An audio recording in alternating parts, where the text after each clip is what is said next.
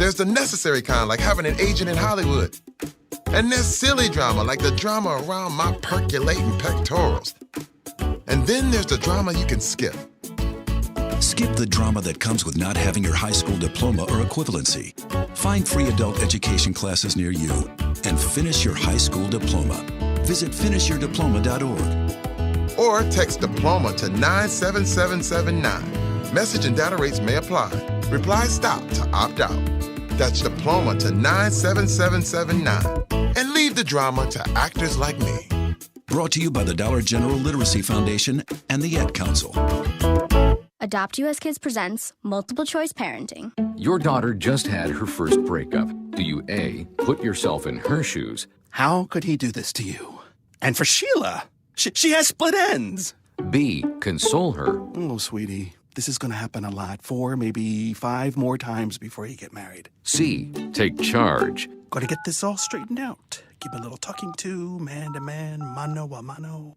Hey, Steve! Is now a good time? No? Okay, no problem. Bye. Or D, help her find a new boyfriend? I know a great place to meet boys. The internet. Nice, single boys. Never mind.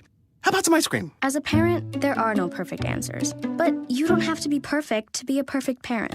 Thousands of teens in foster care will love you just the same.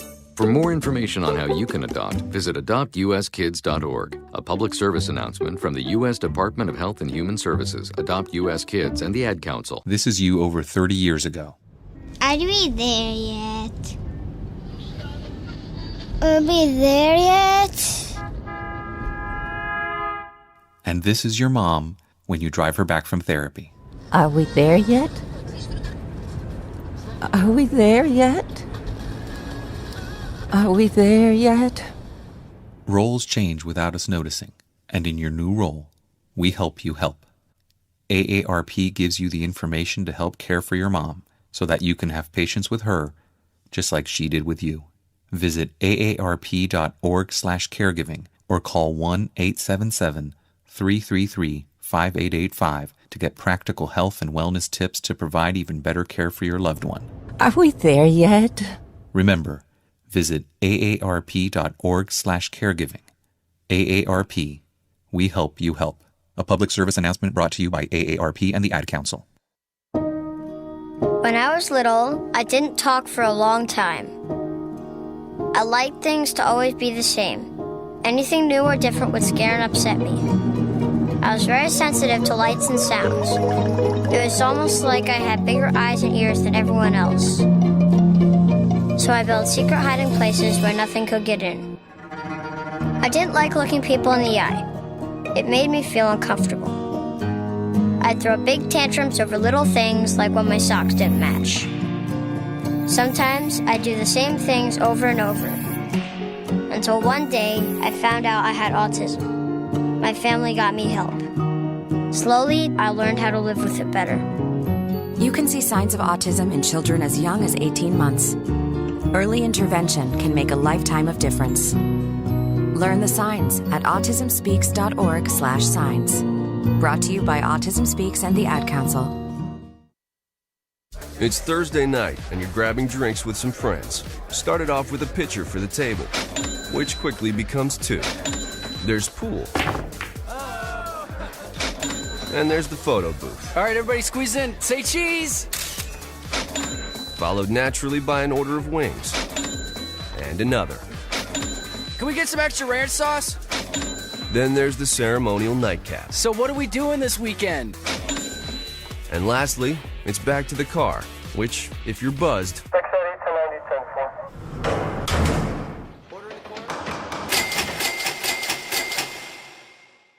could be the most expensive night of your life. Getting pulled over for buzz driving could cost you around $10,000 in fines, legal fees, and increased insurance rates. Nothing kills a buzz like getting pulled over for buzz driving, because buzz driving is drunk driving. Brought to you by the National Highway Traffic Safety Administration and the Ad Council. Do current market conditions have you nervous? Our experienced team of financial professionals at Heritage Harbor Financial Associates understands that no two investors are alike. We all have different goals, needs, and appetites for risk. That's why the one-size-fits-all approach does not work, especially when planning for retirement. At Heritage Harbor Financial Associates, we analyze your unique investment style so that you can work toward your individual retirement goals on your terms. Heritage Harbor Financial Associates can help you take steps to reach your retirement goals by providing a wide array of financial products to fit your needs, even for the risk adverse. Give us a call at 631-331-6599 to learn more or to set up an appointment with one of our financial professionals. You can also find us on the web at hhfa.org or on Facebook at facebook.com/hhfa.org. Our number again is 631-331-6599. That's 631-331-6599. Investments in stock, bonds, and mutual funds and variable annuities are not FDIC insured and are subject to fluctuation in value and market risk, including loss of principal. Heritage Harbor Financial Associates offers securities through AXA Advisors LLC, New York, New York. Member FINRA, SIPC. Annuity and insurance products offered through AXA Network LLC. Be fearless at MMA Long Island and Seituha Karate. Located at 28 Colt Court in Ronkonkoma, MMA Long Island is the martial arts school for you if you want to learn combat-proven techniques, build confidence, discipline, and self-esteem while learning real martial arts to fight back against bullies, predators, and peer pressure. MMA Long Island offers group and private lessons for all ages and levels in traditional Goju-Ryu Karate, MMA, and self-defense. MMA Long Island is one of Long Island's most affordable martial arts schools. There are no promotion, belt, or membership fees, and family discounts are available. All classes are taught by 7th degree black belt Sensei John Benedict with over 30 years teaching experience. So whether you want to get in the ring or protect yourself and your family, MMA Long Island can help you reach your goals. Visit MMALongIsland.com. That's MMALongIsland.com or call or text 516-381-9660. That's 516-381-9660.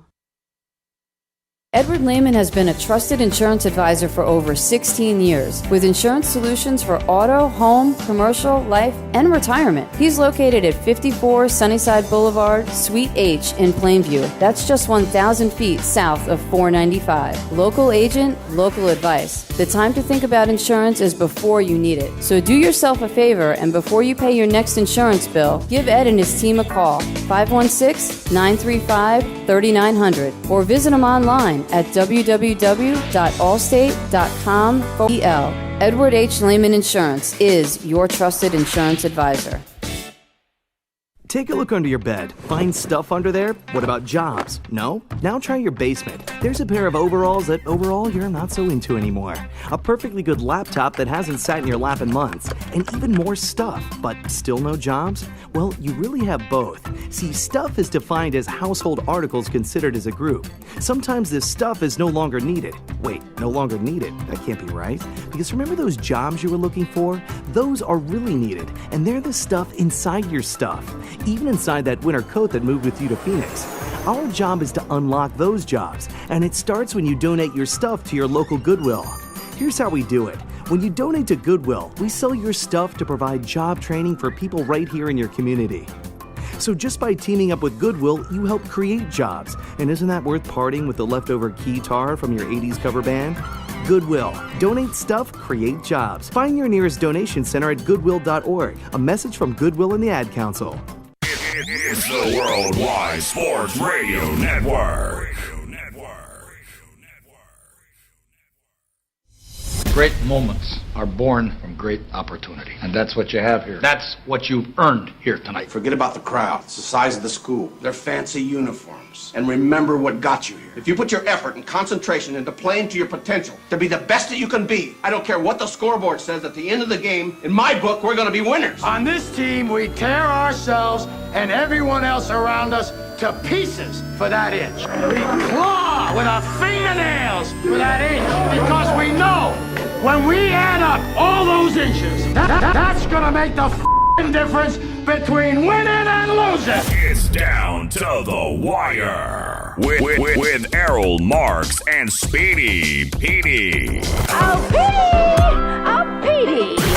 On the Worldwide Sports Radio Network. And we are back, ladies and gentlemen. This is Down to the Wire. We are live every single Monday and Tuesday from 6 p.m. to 8 p.m. New York Eastern Time. Remember, you can call us at 631-965-4990. And remember, you can go to our website at www.worldwidesportsradio.com. And if you haven't downloaded the app yet, all you have to do is go to iOS, Apple, WWSRN, or you go to Android. Go to Worldwide Sports Radio Network. All our information, all the audios of our shows, our instant replays, everything, our stories, everything is on our app. We made it for you guys, all the fans out there, to check it out. Speedy, what's going on, man?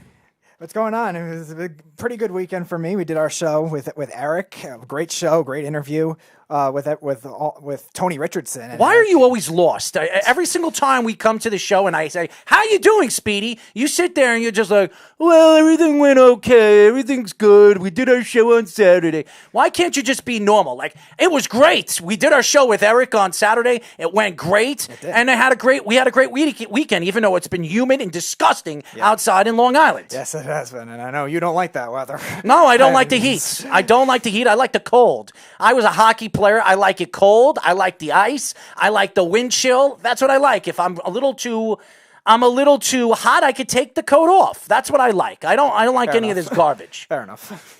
Anyways, we have a very good show lined up for you guys. At 6:30, we'll be talking to Western Kentucky quarterback recruit Chance McDonald. I want to give a shout out to the Wise Guys, Off the Mat, and the Sports Hit List. A shout out to all the new shows that we have on our network. We really appreciate everything that you guys do on our network. But as you guys know, we are here to talk sports. I don't want to dilly-dally. I don't want to get too far into everything else that we should be talking about. So I want to get into the Washington Redskins. And we talked about it with Eric Coleman over the weekend. And I definitely asked Tony Richardson a little bit about what he thought about it. He didn't want to say Washington Redskins. So we're going to say the Washington Football Club. But there was a lot of things decisively that came out over the week about Daniel Snyder and the executives of the organization. 15 employees complained about sexual harassment, not only from people that worked for the organization, but executives of the organization, where Daniel Snyder is now trying to protect himself. He hired a lawyer over the week, trying to figure out how he's going to protect himself. There was a story that came out with Jay Gruden, that he was sleeping around with one of his running backs' girlfriends, and that could have been a problem with the Alex Smith situation where he got hit and he's out probably for his career. But I don't even want to get into that. I want to get into Daniel Snyder. And Daniel Snyder has been one of the most outlandish, outrageous owners in professional sports. We live in New York, and we have a lot of outlandish, really crazy ownership. The Wilpons right now, who have come out and said that they will not sell the team. They weren't going to sell the team. Now, all of a sudden, they got offered $4 billion, maybe could be $5 billion by the end of this whole back and forth banter with some of these different groups of people making bids for the New York Mets. You have the New York Jets with the Johnson family, with the back and forth Chris and Woody Johnson. Their mother passed away late last year, so it's really just the two brothers.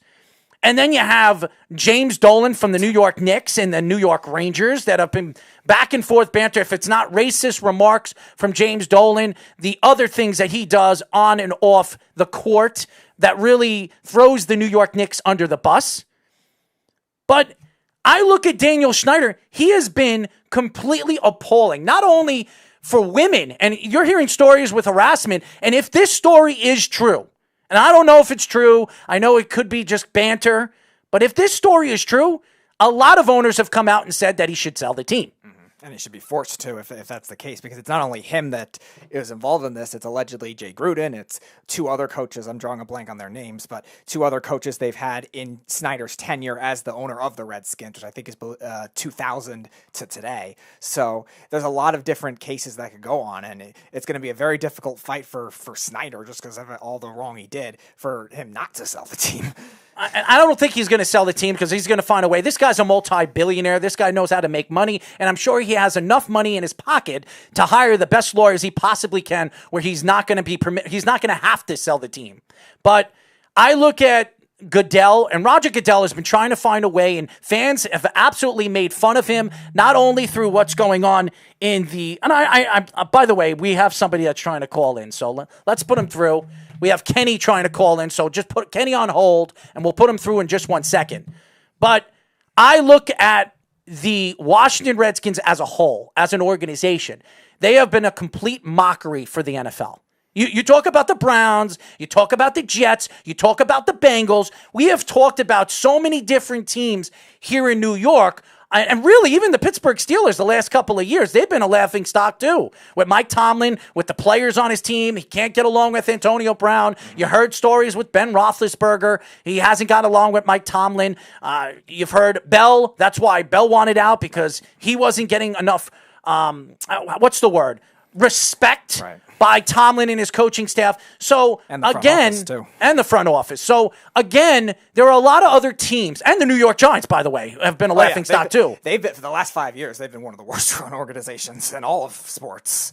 But you're looking at the big picture right now, and Daniel Snyder has nothing good to say about what is going on behind closed doors. And I know he's come out and said that we're trying to change the mold here with the Redskins. We brought in Ron Rivera, and that's great. You're bringing a guy that's been he's been a soldier, he's an army, he's been in the army, he has a background of understanding how to run an organization because he was the head coach of the Carolina Panthers for all those years. But again, bringing in one guy is not going to fix the problem that they have right now with the organization. This has a lot to do with ownership and the executives that are running the organization, the marketing campaigns, the different background of this team and this organization. It has nothing to do with the players. I know a lot of people want to blame the players. This has something to do with ownership and the team as a whole and the people that are running this organization. Yeah, it's been a lot of it with the executives too, and the players are the victims really. When you see what everything has to deal with between Alex Smith and Trent Williams and a lot of other people. We have our first call of the day. Who are we speaking to? Ken from upstate. Kenny, we know it was you. I knew it was you when White Plains popped up on the phone. Okay, and you're laughing. Good. Congratulations. We've not talked for quite a while. No, we haven't, and I'm wondering why. I've had no sport to talk about. Well, why haven't you called the show?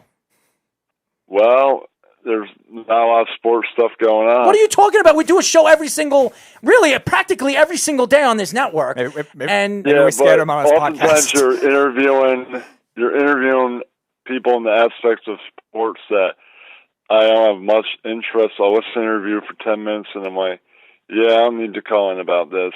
Are you drinking? Are you drinking today? No. I'm 100% sober. You're 100% sober. So what are you doing today? What is amongst the life of the great person of Ken over there upstate? What are you doing upstate? Are you working? No, I've been having computer problems lately. So you're not doing your show? It's been breaking up my stream. It was breaking up my stream last night. It was going to sleep as I was streaming. Mm-hmm. So I had to call them today. Well, let me ask you, why did you call the show? What would you like to talk about, my friend? Well, it seemed like with all this time off, these organizations are falling apart. Mm-hmm. And that's why you called the show. You wanted to tell us that all these organizations it's about time that they change their name. Cleveland Indians should be next. Oh, give me a break. First of all, the Cleveland Indians should not be changing their names. I understand the Washington Redskins changing that name. That is absolutely appalling for a lot of different people around the country. That should be changed. But for the Cleveland Indians, I don't think that should be the Florida Seminoles. I don't think that should be changed. I don't understand. Seminoles, it was their name. It's not like it's a derogatory mark. And the same thing with the Chiefs and the Braves, who have been brought up in this too. You could change the logo maybe to not offend the Native Americans, but not the name, because Chiefs could mean anything. It's just a pure person of authority. What about the same Indian? thing with Braves. Indians. Nobody again, calls them Indians anymore. It's a more general term, though. I think Hold on. So you don't like Cleveland? You don't like the name the Cleveland Indians? You think that's appalling? You think that's taking a shot at Indians? Kind of. They're called Native Americans. Native Americans. Well, yeah, but again, it's not offending one group of people. It's a general term. It's not like they're calling the specific tribe that was in what is now Cleveland at the time Indians, because that's not what they were. True. It's the same kind of thing with Seminoles. Seminoles was the name of the tribe, so they're gonna keep that intact. And Indians is a more general term where you're not directly offending, Redskins like the Redskins. Need to change. The Redskins definitely need to change because that is a direct offense. There's a difference there that is different than anything else. Like I said with the Chiefs and the Braves, that's a more general term too. They could change the logo maybe, like the Indians did, getting rid of the Chief Wahoo. I think they called the Cleveland Spiders originally. No, I think that Cleveland Spiders were a hockey team. But I think I'm surprised you're not calling about the New York Giants or saying outlandish things about the New York Giants. They've been horrible for a long time. Just get used to it. Well, I don't know. I'm not a Giant fan, but I speak a lot about the Giants. The division is horrible. Yeah. That division is the worst I wouldn't say it's all of football. No. I mean, you have the Philadelphia Eagles and the Dallas Cowboys. Both teams are very good teams, and they're very well built. The question is, how are these teams going to play? In recent years, no team has gotten the wild card. 2 years ago they did. Eagles were a 6 seed. Cowboys won the division. Eagles were a 6 seed. Anyways, Kenny, we have other people trying. Kenny, last 2 years, nothing, because in the last 2 years they've become the worst division in football. Kenny, we have other people that are trying to call in. Thank you for calling, my friend. Yeah. Kenny from upstate. Yeah, give a phone call back from the guy that just tried to call in, Speedy. But I go back to the Washington Redskins as an organization. A lot of people, including Speedy Petey, that thought that this defense was going to be a top defensive team this year. I mean, last year, and it wasn't. The team completely fell off. Are you having problems, Speedy? I don't know how to get in. Yeah, I got to get there. Well, you have a lot of problems with a lot of different things. Are you good now? Here, call this person up. There you go. Get him on. Put him through. Go ahead. Call him up. There you go. Wow, my producer is smart. He's actually doing something right. Anyways, we're gonna get the other caller back on. His hands are shaking again. Looks like he's on. Okay, welcome to Down to the Wire. Who are we speaking to? Hi, yes, my name's Doctor. I'm calling from upstate New York. I tell you what, the Chicago Blackhawks should change their name because, in direct relation to what we have going on in Washington, we need to think. I haven't heard the Blackhawks come up for a name change, and this is very interesting to me. And I wonder if it's because of the fact that the Blackhawks are being successful in Chicago. So, my question is, if, say the Washington Redskins were to win a Super Bowl in 2019, would this name change come up? I don't know, and I almost don't think so because we haven't seen it with the Blackhawks yet. Well, to answer your question, I think the Blackhawks are actually named after a World War I army group or something like that. It wasn't directly related to the Native Americans like a lot of people think. The logo, again, that could be changed like we were saying earlier with the Indians and the Chiefs and those teams. But I think it's actually named after an aviation group of pilots or something like that. So it's actually not directly related to that. In terms of what you were saying with the Redskins, whatever is in history is already in history. That's not going to change. But that doesn't mean they can't change the name now. Well, let me bring up then the point that you made about Dan Snyder, and I kindly, with all due respect, disagree with you about, the disrespect of the players and from the front office and blah, blah, blah, because Dan Snyder is just as much part of that ownership as anybody else in that front office and part of that ownership group. So shouldn't he be taking He is. A little bit of He is. He's taking a huge hit. He's taking the majority. He's taking a huge hit right now. We're talking about the owner of the Washington Redskins sitting back and trying to make excuses. He should have known this. There's 15 women workers that have come out and said that there's been sexual harassment going on with this organization for more than 2 years. If that is true, and I understand a lot of people are saying, well, why didn't these women come out when this was going on? Maybe they were afraid. Maybe because Jay Gruden was sleeping around possibly with other women, not just some of the players' girlfriends. We don't know what he's doing. Plus, there's other coaches, too, over the years that have been involved in this, too. So it's not just this particular coaching staff either. It's other coaches from different variations of when he owned the team since 2000. That's fair, but this whole, not to open up another can of worms, but this whole thing with Jay Gruden makes me wonder what's going on with the despair with John Gruden, because that's a whole nother ball game.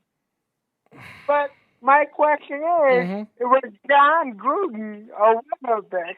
I think he may have been. Was he what? I think he may have been. John Gruden was what?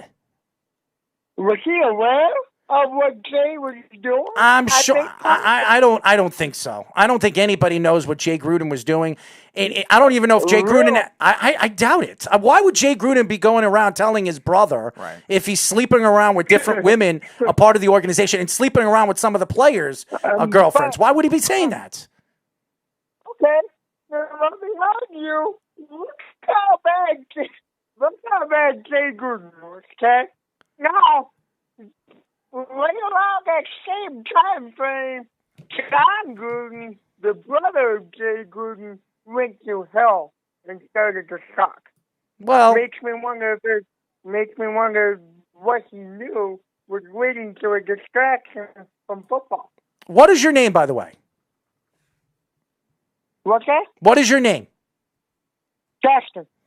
Justin? Dustin. Oh, Dustin. Yes. Dustin, thank you for calling. We'll answer your question. Thank you for calling. Keep listening to the show. We really appreciate you being a new fan, my friend. Yeah, of course. Thank you. Absolutely. My answer to that is we don't know if John Gruden knew what Jay Gruden was doing, and I don't even think ownership really knew fully that Jay Gruden was doing what Jay Gruden was doing. Right. Because if they did, he'd probably be fired right now. And he is fired. Now he's working for another organization. Don't be so surprised. Who is he working for right now? Jacksonville. Don't be so surprised if this story is true about Jay Gruden that he's going to be fired by Jacksonville. Because they're not going to keep him on part of the coaching staff when you see what's going on as a head coach. So if he can't do it as a head coach, why do you think they could bring him on as an offensive coordinator for the organization with Jacksonville? And Jacksonville has their own problems as it is. Yeah, so Carl actually cleared it up on the Blackhawks. It is named after a World War I pilot group. So, interesting. Not the Native Americans, Dustin.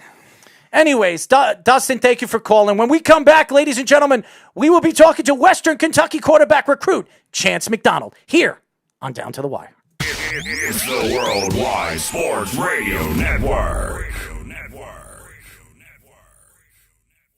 Do current market conditions have you nervous? Our experienced team of financial professionals at Heritage Harbor Financial Associates understands that no two investors are alike. We all have different goals, needs, and appetites for risk. That's why the one-size-fits-all approach does not work, especially when planning for retirement. At Heritage Harbor Financial Associates, we analyze your unique investment style so that you can work toward your individual retirement goals on your terms. Heritage Harbor Financial Associates can help you take steps to reach your retirement goals by providing a wide array of financial products to fit your needs, even for the risk adverse. Give us a call at 631-331-6599 to learn more or to set up an appointment with one of our financial professionals. You can also find us on the web at hhfa.org or on Facebook at facebook.com/hhfa.org. Our number again is 631-331-6599. That's 631-331-6599. Investments in stocks, bonds, and mutual funds and variable annuities are not FDIC insured and are subject to fluctuation in value and market risk, including loss of principal. Heritage Harbor Financial Associates offers securities through AXA Advisors, LLC, New York, New York. Member FINRA, SIPC, annuity and insurance products offered through AXA Network, LLC. This is Mario Andretti. You know me as a race car driver. but I'm also a Meals on Wheels volunteer. I've raced against the sport's biggest personalities, but I've never met more vibrant, amazing people than the seniors served by Meals on Wheels. As a volunteer, you deliver a hot, nutritious meal and a friendly hello to someone just like your mother, grandfather, or next-door neighbor. These seniors are inspiring people with incredible stories to share, and they love to see you. The smiles you get back are priceless. Delivering with Meals on Wheels is easy, and you don't have to drive like me for it to be quick. You can volunteer your lunch break once a week or just once a month. With 1 in 6 seniors facing hunger and many more living in isolation, your lunch break can make a real difference. So, America, let's do lunch. Volunteer your lunch break at americaletsdolunch.org. This message brought to you by Meals on Wheels America and the Ad Council. Okay, Simon, what are you wearing right now? Nothing. That's right. And what do people normally wear? Clothes. Exactly. So now Mommy's going to teach you how to dress yourself. Clothes keep us warm, they look good, and if we go out without them, the neighbors will talk. So it's important to know how to get dressed. Here's how it's done. Underwear always comes first, name tag at the back, then pants, then shirt. Get the first button in the right hole or you have to start all over. If you're wearing a tie, it goes over, round, through, and pull tight. Tuck your shirt into your pants and zip up your fly. Socks going first, then shoes right on right, left on left. With shoelaces, just take the ends, cross them over, switch the loops. The rabbit goes down the hole, pull tight, and you're left with bunny ears. I love bunnies. Good to know. Now remember, spots don't go with stripes, socks don't go with sandals, and if you've tucked in your shirt, wear a belt. Got it? Why are your pants on your head? Most parenting is hard to do in just 2 minutes. But spending just 2 minutes twice a day making sure they brush their teeth is easier and could help save them from a lifetime of tooth pain. For fun 2-minute videos to watch while brushing, visit 2min2x.org. That's 2min2x.org.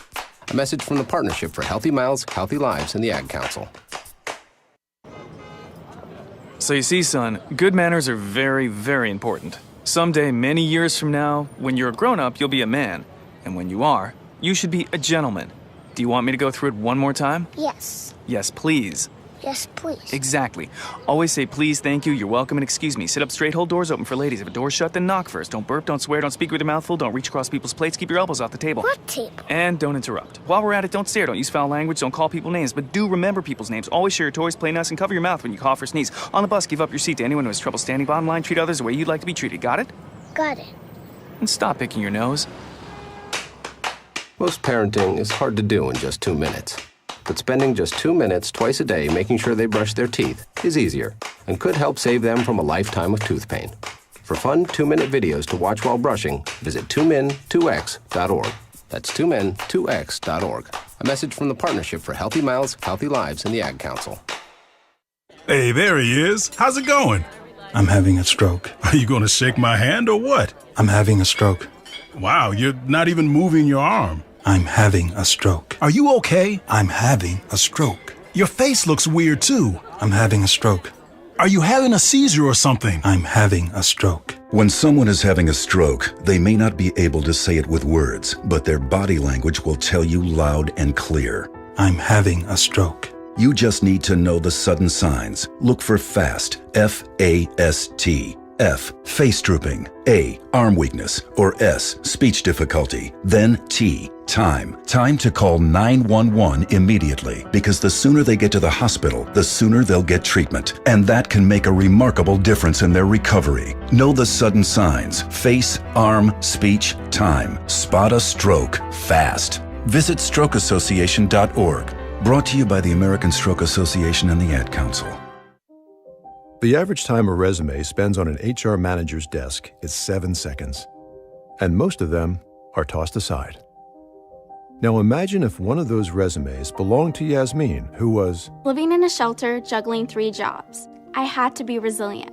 That's something that you can't teach. Or if that resume was from someone who worked 12-hour shifts at the recycling company with my dad, who's 72. That taught me a work ethic that I carry with me every day.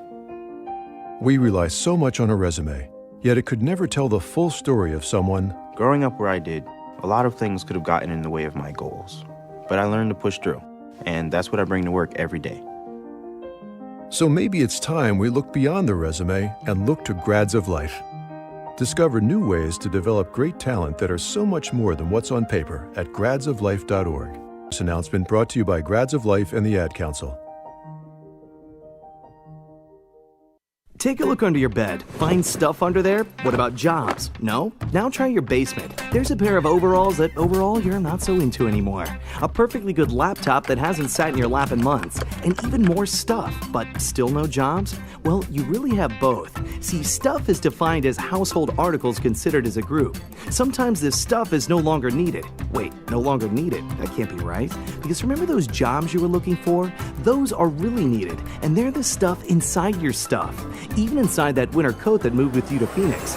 Our job is to unlock those jobs, and it starts when you donate your stuff to your local Goodwill. Here's how we do it. When you donate to Goodwill, we sell your stuff to provide job training for people right here in your community. So just by teaming up with Goodwill, you help create jobs. And isn't that worth parting with the leftover keytar from your 80s cover band? Goodwill. Donate stuff, create jobs. Find your nearest donation center at goodwill.org. A message from Goodwill and the Ad Council. Dear John, I was hoping it wouldn't come to this, but you've left me no choice. I'm leaving. Uncontrolled high blood pressure is really serious, and lately you seem to really not care. I've been there for you since day one, and I know you think I'm gonna keep ticking, but no, my friend, I can quit whenever I want. Why can't we get back to the good times, when we were more active and ate more healthy foods, and you checked on me every once in a while? Is that too much to ask? I don't want to leave. But unless you stop ignoring me, what else am I supposed to do? Remember, when I quit, you quit. Sincerely, your heart. Listen to your heart. Don't let it quit on you. Doing the minimum to control your high blood pressure isn't doing enough. High blood pressure can lead to a stroke, heart attack, or death. Get your blood pressure to a healthy range before it's too late. Find out how at heart.org/blood pressure. Check, change, control. A message from the American Heart Association, the American Stroke Association, and the Ad Council. It's the Worldwide Sports Radio Network. You're listening to Down to the Wire on the Worldwide Sports Radio Network.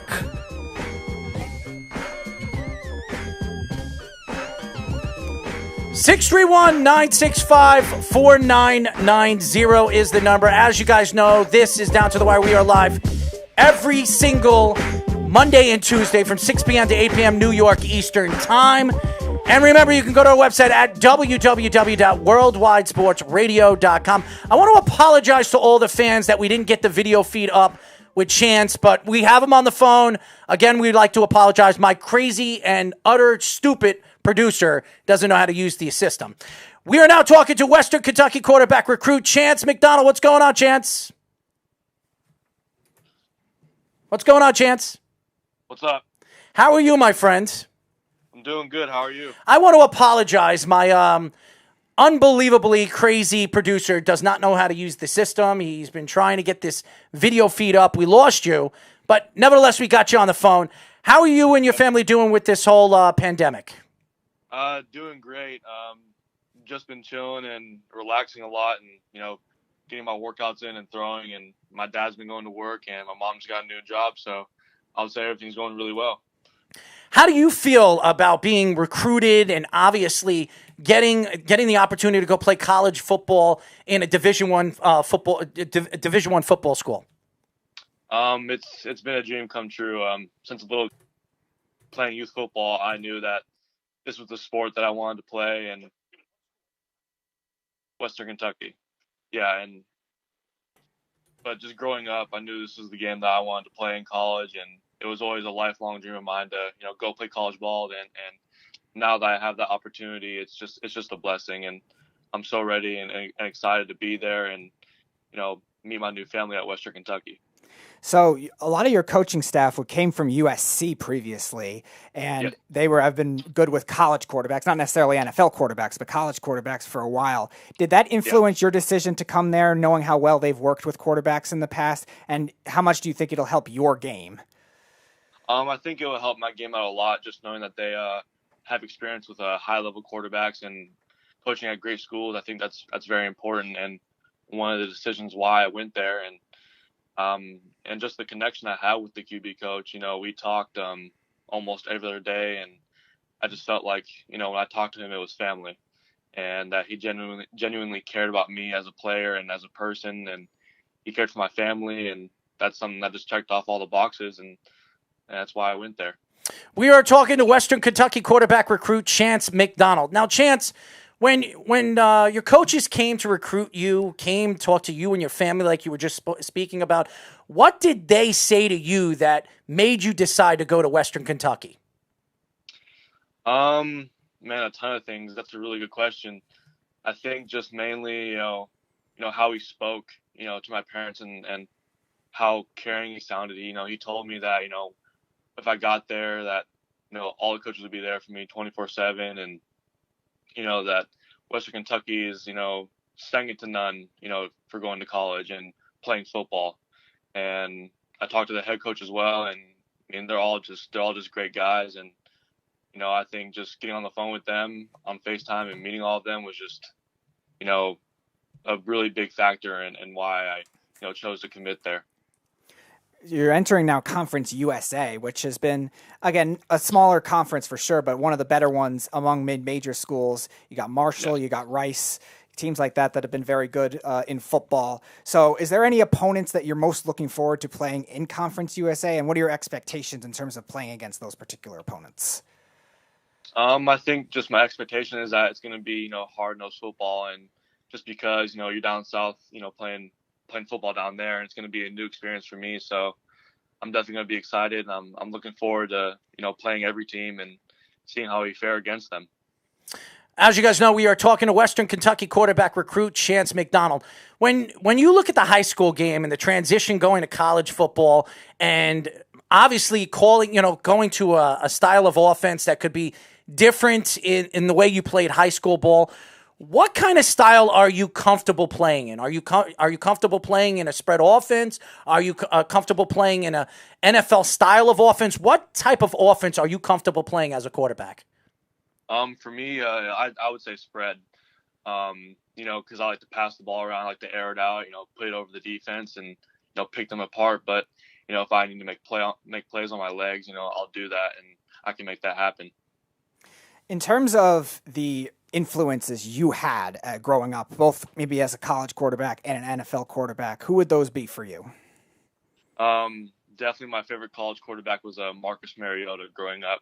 I loved watching him. The way he played in college was just ecstatic. And, you can see why he went, to the NFL and how gifted he is. And in the NFL, I'll have to say Aaron Rodgers. Growing up, my dad made me watch Green Bay Packers because, that's where he's from. And I always love watching him and the way he plays. He plays with a very unique style that, I admire. Let me ask you this question. When you look at the game, the NFL game, and the transition of what some of these quarterbacks have become, all these mobile quarterbacks, when you look at your game, do you look at your game as the new transition of the game where you're a mobile quarterback that you can move inside and out of the pocket and make the play? Or are you more of the pocket present quarterback that the NFL has been looking for all these years? I like to call myself, a pocket passer, but with my style of game, if the pocket breaks down and I need to make a play on my feet, I can make that happen. I can go on the run and, get yards on my feet when I need to, but also while being able to air the ball out. Sorry. That's all right, man. You can make mistakes. The only person that can't make mistakes is this guy over here, and he's made enough of them today. So did you play, when you were growing up, any level of football, did you play any other positions outside of quarterback? And at Western Kentucky, could you see yourself playing in those types of roles? We see a lot of exotic type offenses in college football, like we were saying, spread offenses. Could you see yourself playing other positions in certain packages there? In my opinion, I don't think so, because I've been, playing quarterback, being a true quarterback for about, I would say, 8 or 9 years, and that's what I want to be, and that's what I want to do. I just want to be a quarterback. And speaking about other positions, I played receiver. I started off as a receiver, and only played a couple games. And my coach saw me throw for the first time, and then just told me, "Hey, man, you're going to be our new quarterback, so get ready." And it just went on from there, and I just fell in love with the position. We are talking to Western Kentucky quarterback recruit Chance McDonald. Now, Chance, I've asked a lot of different athletes different questions, crazy questions. Is there a particular style of music that you like to listen to during, before games, during games? What type of music do you like to listen to like kind of get yourself ready for a game? I like listening to hip hop and rap for sure. What kind of artists do you like to listen to? I like Nipsey Hussle. Oh, I like Nipsey. May he rest in peace, by the way. Yeah, rest in peace. And I like, let's see, I like Roddy Ricch. Oh, come on, man! You listen to Roddy Ricch? Hey. Yeah, he's cool. I mean, he's a cool artist. And I like Chief Keef, obviously. He's a really good one to listen to before a game. That really gets you. Okay. Really gets you in the mindset. You don't like any rock, heavy metal, country music? Some country music, but not rock. You're heading to the country, man. You're going to Kentucky, man. You better be listening to country music. I'm gonna have to get used to that. You know, my dad and I have a couple older friends that I know, and they always play country music. So I got a little taste of it, and I actually like it. I mean, I don't think it's bad at all. Nah, I'm not a big country fan, by the way. I was getting actually by a Yankees recruit. He was kind of giving me some information about some country music. I actually DJ on the side. I love music. So, but for some reason, country music isn't my thing. It just isn't. Yeah. So I do like hip hop music, but some of the music like Roddy Ricch, I mean, come on, man. I understand you think he's cool. I can't sit there and listen to that music. It kind of gets me. It's disturbing. There's a ton of artists. I mean, like Drake. All right, you like Drake. All right. Little Baby, Gunna, Gucci Mane, Lil Uzi. I like all those guys. I feel you, man. I feel you. As you guys know, we are talking to Western Kentucky quarterback recruit Chance McDonald. Chance, you're entering a state now in Kentucky that's always considered more of a basketball state. They've got Kentucky, Louisville, some really great rivalries there. So not really considered a football state. But again, Western Kentucky has really been one of them for small schools. What do you expect the atmosphere to be like? Obviously maybe not this year because there might not be fans, but just going forward, what do you expect the environment to be like in the culture of Kentucky?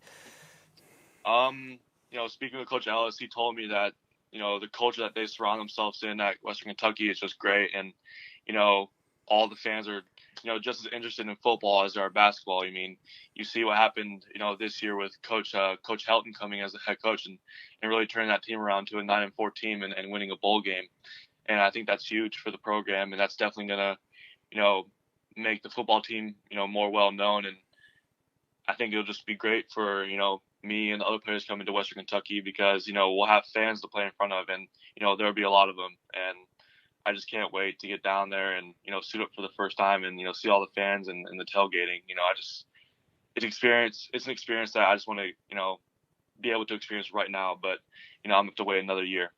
I think you're going to have to wait another year as well because I don't think it's happening in January. I don't think we're going to have a football season. I do believe the NFL will have an NFL season, but NCAA, everything that I've read, I can't see the NCAA actually approving the fact that they're going to have a regular season even in January. I think with everything that's going on, I think they're going to hold off. This will be the first season ever that they're going to hold off and not have a season, which is incredible when you think about it.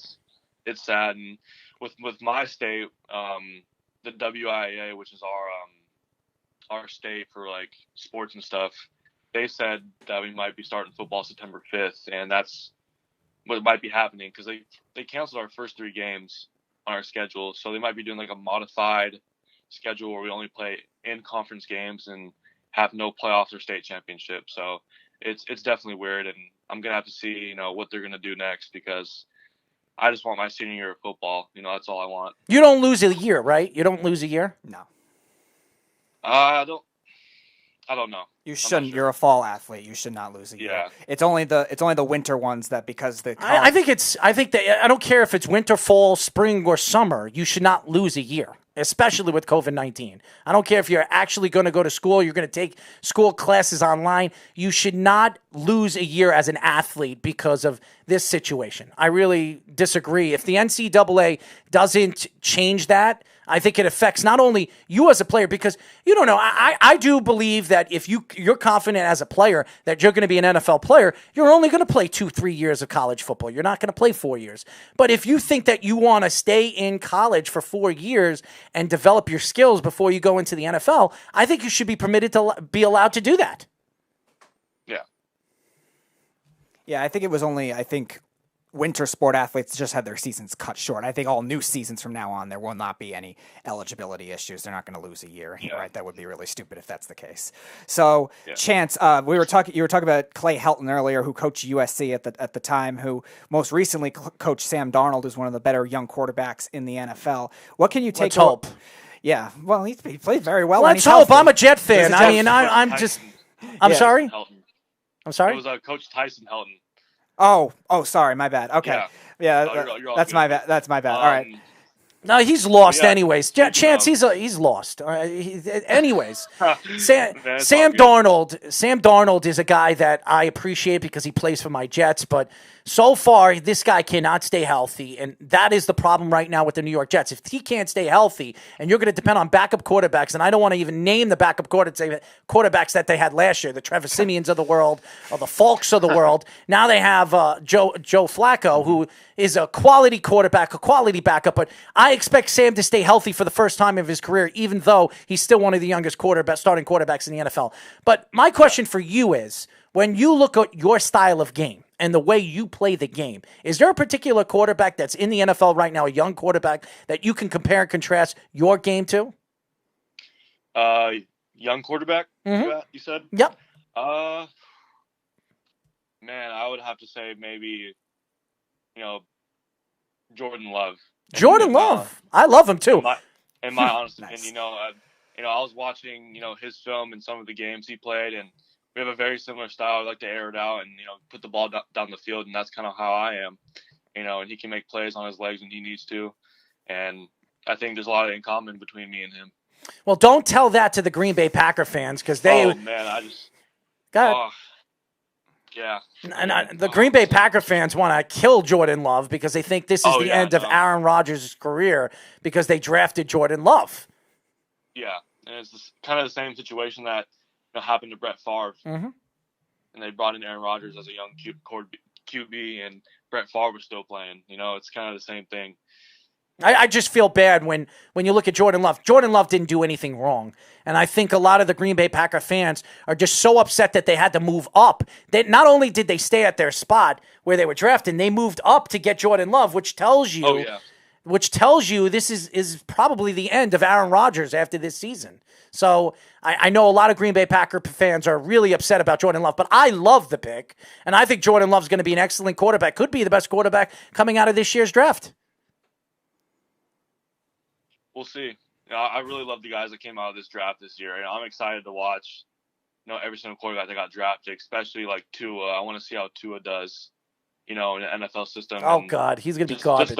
He's gonna be garbage. Just the way he plays. I love the way he plays. I love the way he plays too. But in the NFL style of game, if he thinks he's gonna play that way when he had 4 of the top probably 20 wide receivers in the country on your team, he's not going to have that in Miami. He's going to have to do a lot more with a lot less. Let's see what he could do when he has a lot less on the team. Yeah.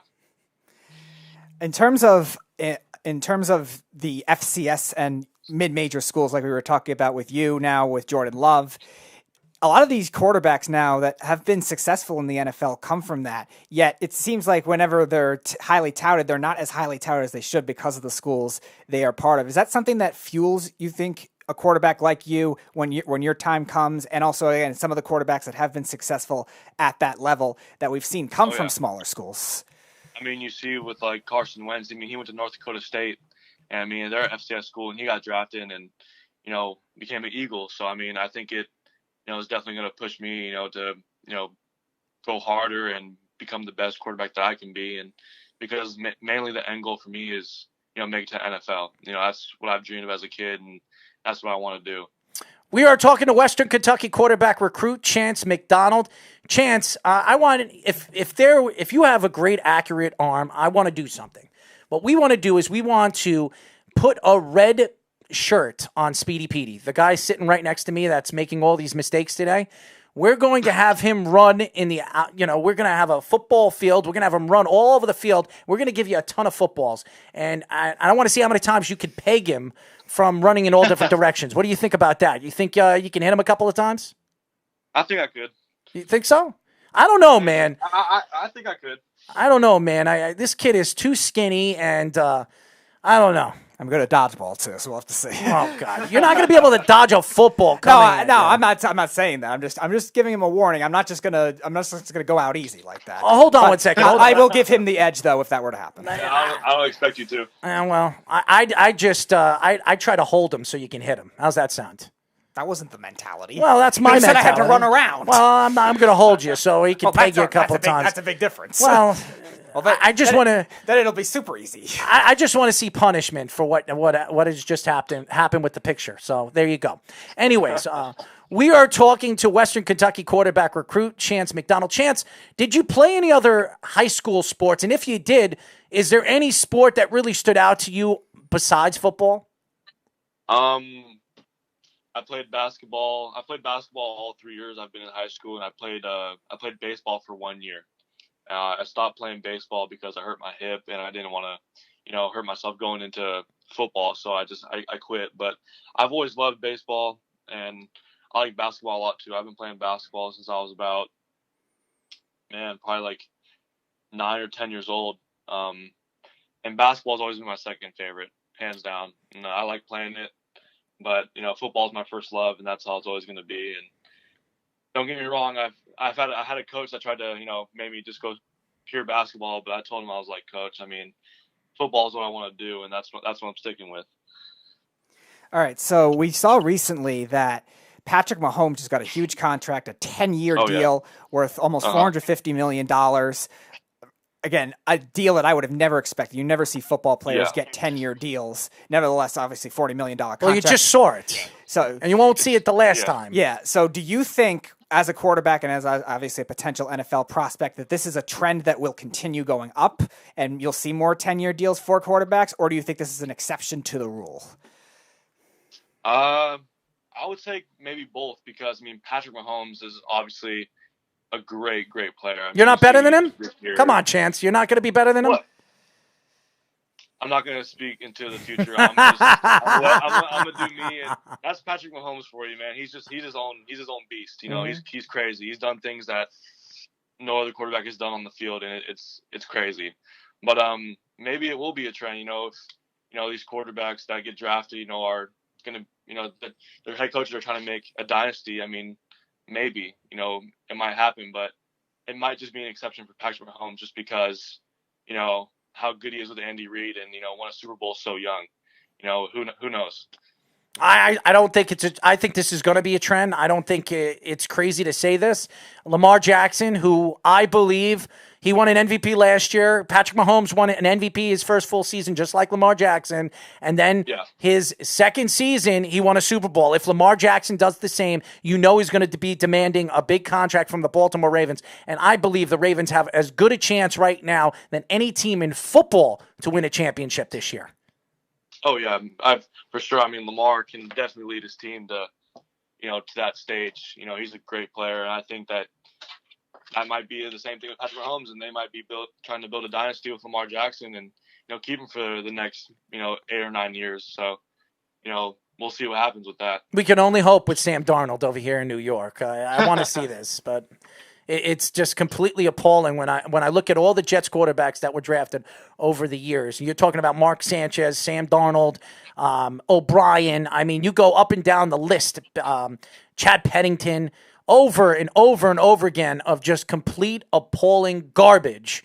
Every single 4 or 5 years, we see a quarterback get drafted, and we see a quarterback complete. Oh, by the way, I forgot about Geno Smith. That's a joke. Okay, so, My question for you is when you look at your game, and you say you compare your game to Jordan Love, when you look at your game going to Western Kentucky and the way they play the game, because they over the years they've been a running team. They've had a lot of good running backs over the years. Do you see the transition of bringing you in as a quarterback that likes to throw the ball, likes to air the ball, where they're going to be throwing the ball more than they're going to be running the ball in the near future? I think with this new head coach change and the new staff they have, I think they might be transitioning to a more pro style offense. I talked to Coach Ellis about what they do, and what they want to air the ball as much as they want to run it. Mm-hmm. So I think it might be a very balanced offense in that sort of sense. All right, so now We talked about coaches earlier with the with college. Now about the NFL. If you get drafted in the NFL, is there any particular coach you would want to play for and why? He wants to play for me, okay? He wants to play for me. You're going to become an NFL coach in 3 years? Why not? Why couldn't I be? All right. Man, that's good. I just want to play for anybody. You know, going to any NFL team would just, you know, be such a blessing. And, you know, I can't even fathom, you know, that day happening or even, you know, being drafted or being an undrafted free agent and getting signed. You know, it would be great just to go to any team and play for anybody. Well, you want to play for me. As long as I don't have a star quarterback on my team, I'm going to be drafting you. How's that sound? That sounds good to me. Well, you know what it is that I've been a Jet fan since I was a little boy, and I'm 38 years old now, and I've watched garbage after garbage, like I was just telling you. And we finally, I believe, found a quarterback who fell to the New York Jets at number 3 a few years ago, and the guy can't stay on the field. And I will say this is the year that Sam Darnold is going to have to prove himself. He needs to stay healthy, and he needs to stay on the field. If he does that, I think the Jets have a quarterback. If he doesn't, we have to look for another quarterback. And in 2 or 3 years, we might be looking for another quarterback, so why not bring in Chance McDonald as the new star quarterback for the New York Jets in the future? Chance McDonald, 2023 first-round pick for the Jets with head coach Errol Marks. Oh, well, listen, if I'm the coach, man, I'm gonna make sure that I put a lot of weapons around you, and I'm talking about wide receiving weapons, and it won't be Speedy Petey over here because he's outlandish in his own little world half the time. I'd be too old for that anyway. To be a 29 too old and you smell half the time. You probably smell people off the field. I'd be a 29-year-old rookie. There you go. With very little speed, so that's going to be hard. As you guys know, we are talking to Western Kentucky quarterback recruit Chance McDonald. Chance, when you look at the NFL and the game has completely changed. It really has. Yeah. The speed of the game has completely changed. It used to be a running backs league. I mean, they used to run the ball a lot more and really play ground and pound defense the way they've done over the years. Now it's completely transitioned. Now you see the quarterback in the pocket, mobile quarterbacks that can make plays in the open field. These wide receivers are making tons and tons of money. They're prima donnas like Odell Beckham. When you look at the transition of the game as a quarterback, do you like the transition of the game, or do you like the old style of game, which a lot of other quarterbacks have said they want back?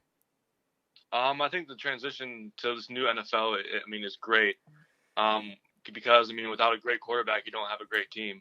You know, you need that leader to step in and, take control of that game and be able, to make those passes and be able to be mobile and make plays on their feet and, have great wide receivers, to get down the field and be fast and make those plays.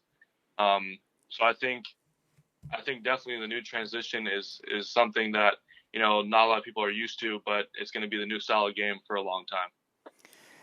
All right. Is there any underappreciated concepts or something that maybe a lot of fans don't know about playing the quarterback position that your coaches and maybe you value a lot more than, again, people would know about? Concepts? What do you mean by that? I was going to just something either within your skill set, within the game, within play calling, anything like that. Is there anything that people wouldn't know as much about that maybe gets underappreciated? I would say, probably like reading a defense. That's like the hardest thing, I've ever done in my life. It's really hard, to, get a snap and in the matter of seconds, read a defense, make the throw on time and, make sure you don't get smothered. I think it's something that, maybe does go a little bit underappreciated at the quarterback position because it's such a hard position. You're using so much brain power to make those decisions that fast. And it's hard sometimes, As you guys know, we are talking to Western Kentucky quarterback recruit Chance McDonald. Chance, before we let you go, I have we play this game and we ask you crazy questions and we go through. I want to know the answer and I want you to be honest with us. Okay. Okay. Okay. If it came down to it in the middle of a game, would you wear boxers or briefs or why? And why? I'm sorry. Man. I would say briefs. Why? Just more comfortable. better to play in. Well, me and you have something in common. I think boxers are too loose. If you're really playing and you want to be comfortable, I would wear briefs. If you were to choose a mascot, what would you choose? A donkey or a horse, and why? A horse. Why? Because horses are more fierce. I mean, a donkey, I never heard of a mascot or a school having... Have you ever seen Shrek? Come on, have you ever seen Shrek? Yeah, but that's a whole different thing. I love that movie. I mean, Shrek is... but a donkey, man, come on. Strong personality, man. I mean, donkeys they're strong. I mean, Mustang, that's a cool name. That's a horse, a Mustang. That's cool. How about A donkey, the Western Kentucky Donkeys? How's that sound? No, you don't like that? I'd rather it be the Western Kentucky Mustangs, but because donkey, it's just a weird thing, to put with a sport. I wouldn't be too scared if I was playing a team named the Donkeys. You got SMU as the Mustangs. All right, third question. If you had an opportunity to score a touchdown, when you score a touchdown, what kind of dance would you do for the first time in your illustrious NCAA career, and why? Not too fond of dancing, but if I really had to choose one, I'd probably do the Dougie. Oh my God! Hey, I mean, it's just a smooth dance. It looks cool. I mean, everybody likes it, and I think it just goes well. What recruit did we talk to last week? That was Riley Wilson from Hawaii. So we need to see if there's a Western Kentucky-Hawaii game within the next 4 years. We'll make you a new buddy, man. We'll introduce you to Riley Wilson. He's a great interview, by the way. And I asked him, I said, if and when you score your first touchdown in your NCAA career, I want you to do the Dougie. I want you to point to the sky and put the L sign up for loser up in the sky, and I'll know you're pointing to me. How's that sound? That's funny. All right, so if you score your first touchdown, you run in a touchdown, you have to do the Dougie, man. You have to do it. Yeah, I mean, I said it. I'll have to learn it because I'll teach it to you, man. I'll send you the video. Okay. I'll teach you. But you have to give me credit. So when they interview you at the end of the game, when you win that game, I want you to tell everybody that the guy that interviewed for the first time of your illustrious NCAA career, Errol Marks, was the one that taught you by video how to do the Dougie. All right. There you go, guys. I'm trying to get some credit over here. I mean, if he ever plays in the NFL, I want credit here because this is important to me. Anyways, before we let you go, why don't you tell the fans how they can find you on social media, my friend? You can find me on Instagram at QBChance, and then on Twitter you can find me at Chance McDonald with 2 D's at the end, and that's it. Well, Chance, I want to do something. I want to get Riley Wilson and you on a same call one of these shows. I think it would be a great show, and I think you guys would get along. Maybe you might decide, you know what, I don't want to play for Western Kentucky. I want to be the star quarterback for Hawaii. How's that sound? I want to be a rainbow. What do they call themselves? What do they call themselves? The Rainbow Warriors. Who names their team the Rainbow Warriors? Geniuses. Geniuses? Do you like that name, the Rainbow Warriors? I'd rather be called the Western Kentucky Donkeys than the Rainbow Warriors. How's that sound? You like the Rainbow Warriors? Donkeys is still not cool. So you'd rather be called the Rainbow Warriors? Is that what you're saying? Yes. All right. Oh, rank what we said before. So we got your team named the Hilltoppers, which is unique in itself. Mustangs, Yeah. Rainbow Warriors, and Donkeys. What's the order? Definitely Hilltoppers first. Mm-hmm. And then I would have to say Mustangs, Rainbow Warriors, and then Donkeys. Come on, man. What is up with you with the donkeys? I'm just sorry. You hate donkeys. You know what I'm doing for you now? You know what you do? When you get drafted to the NFL, I'm buying you a donkey. How's that sound? I'm going to do exactly what... I'm going to buy you a donkey. Jay Cutler just bought a donkey, and he bought one of those, what are those, ostrich? He bought an ostrich. Jay Cutler. Yeah, Jay Cutler. Really? Man. You don't like Jay Cutler? Nah. Not a big fan of Jay? Not really. Oh, man. You know what's funny? When I get Jay on this show, I'm going to tell him that Chance McDonald, the recruit for Western Kentucky, doesn't like you. I don't think he's going to like that. I didn't say I didn't like him. I just said I'm not a big fan of him. That's all. Well, I don't like him, so I'm going to tell him I don't like him, and I'm going to say that you don't like him either. So it'll be 2 against none. You're dragging me in that boat. I'm dragging you into the boat, man. I'm just a little lost today. It's really, really hot. Where are you from, anyways? Washington. Why? How is it hot? Humid out over there? It's not really humid. It's a little bit, like a tiny bit humid, but since the sun sets in the west, it gets pretty hot. I mean, you see it's like 80, but it really feels like 90. You want to know how hot it is right now here in New York? How hot is it? 100 degrees. I'm not surprised.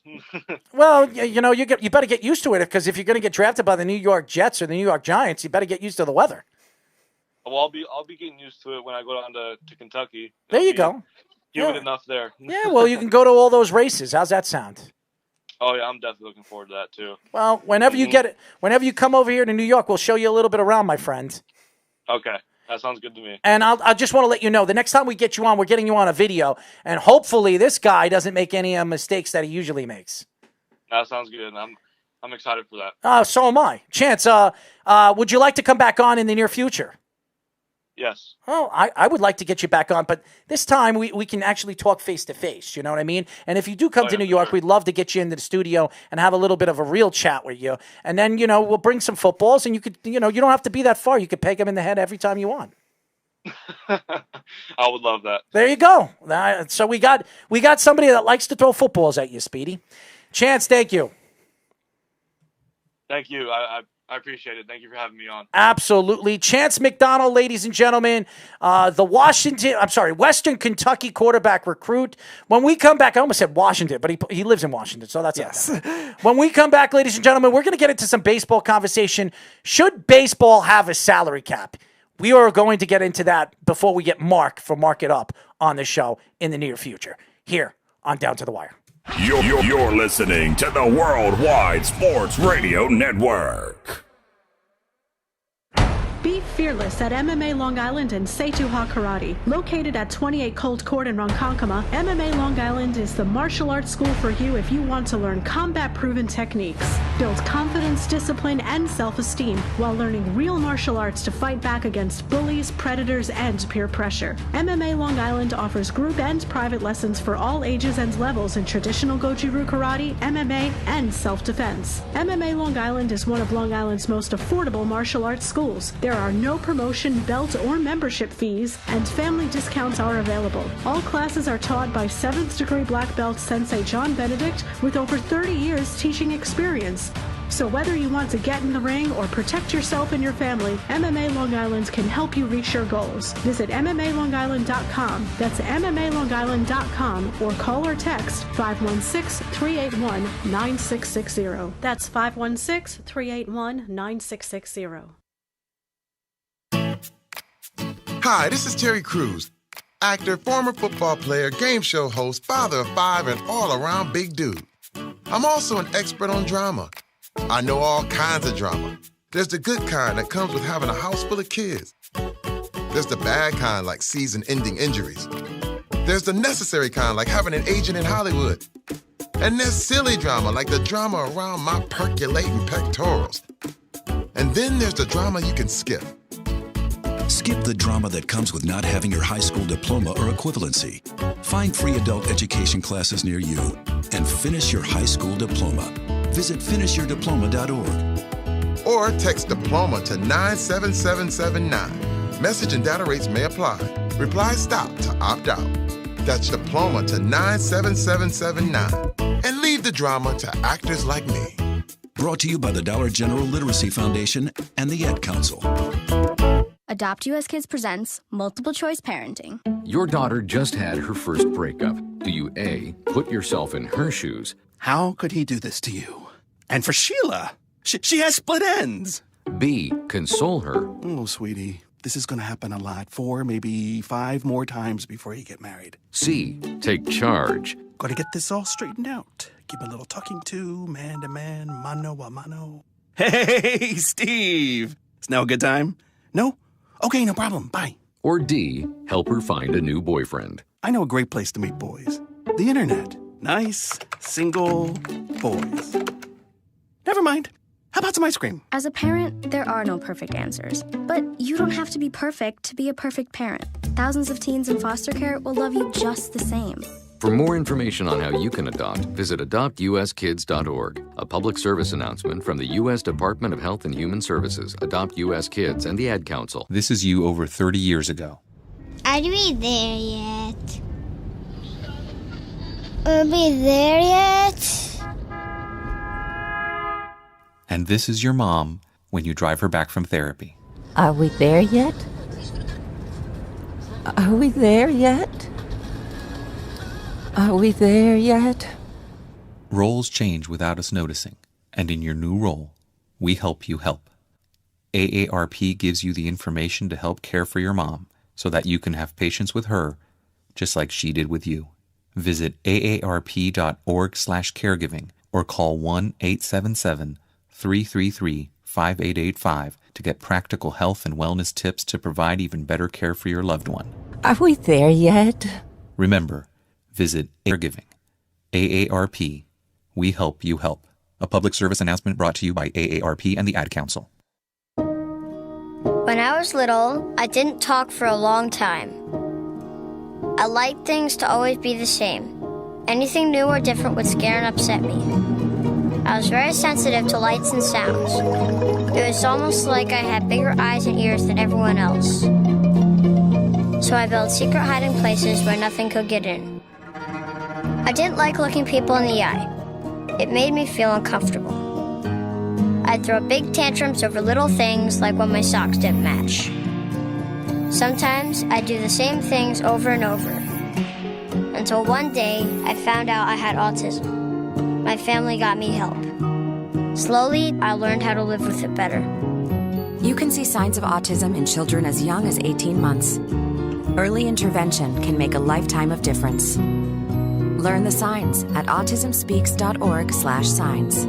Brought to you by Autism Speaks and the Ad Council. It's Thursday night, and you're grabbing drinks with some friends. Started off with a pitcher for the table, which quickly becomes two. There's pool. And there's the photo booth. All right, everybody squeeze in. Say cheese! Followed naturally by an order of wings. And another. Can we get some extra ranch sauce? Then there's the ceremonial nightcap. So what are we doing this weekend? And lastly, it's back to the car, which, if you're buzzed,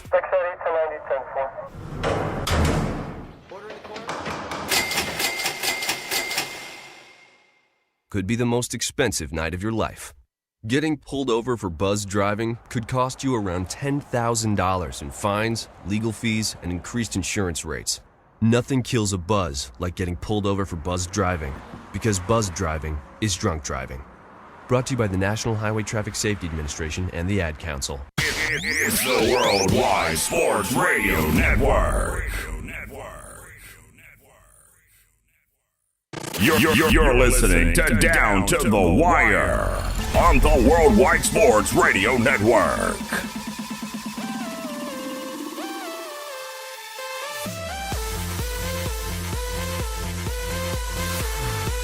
631-965-4990 is the number. This is Down to the Wire. We are live every single Monday and Tuesday from 6 p.m. to 8 p.m. New York Eastern Time. I'm your host, Errol Marks. My co-host, I don't know. Sometimes I wonder if I can even give him a name.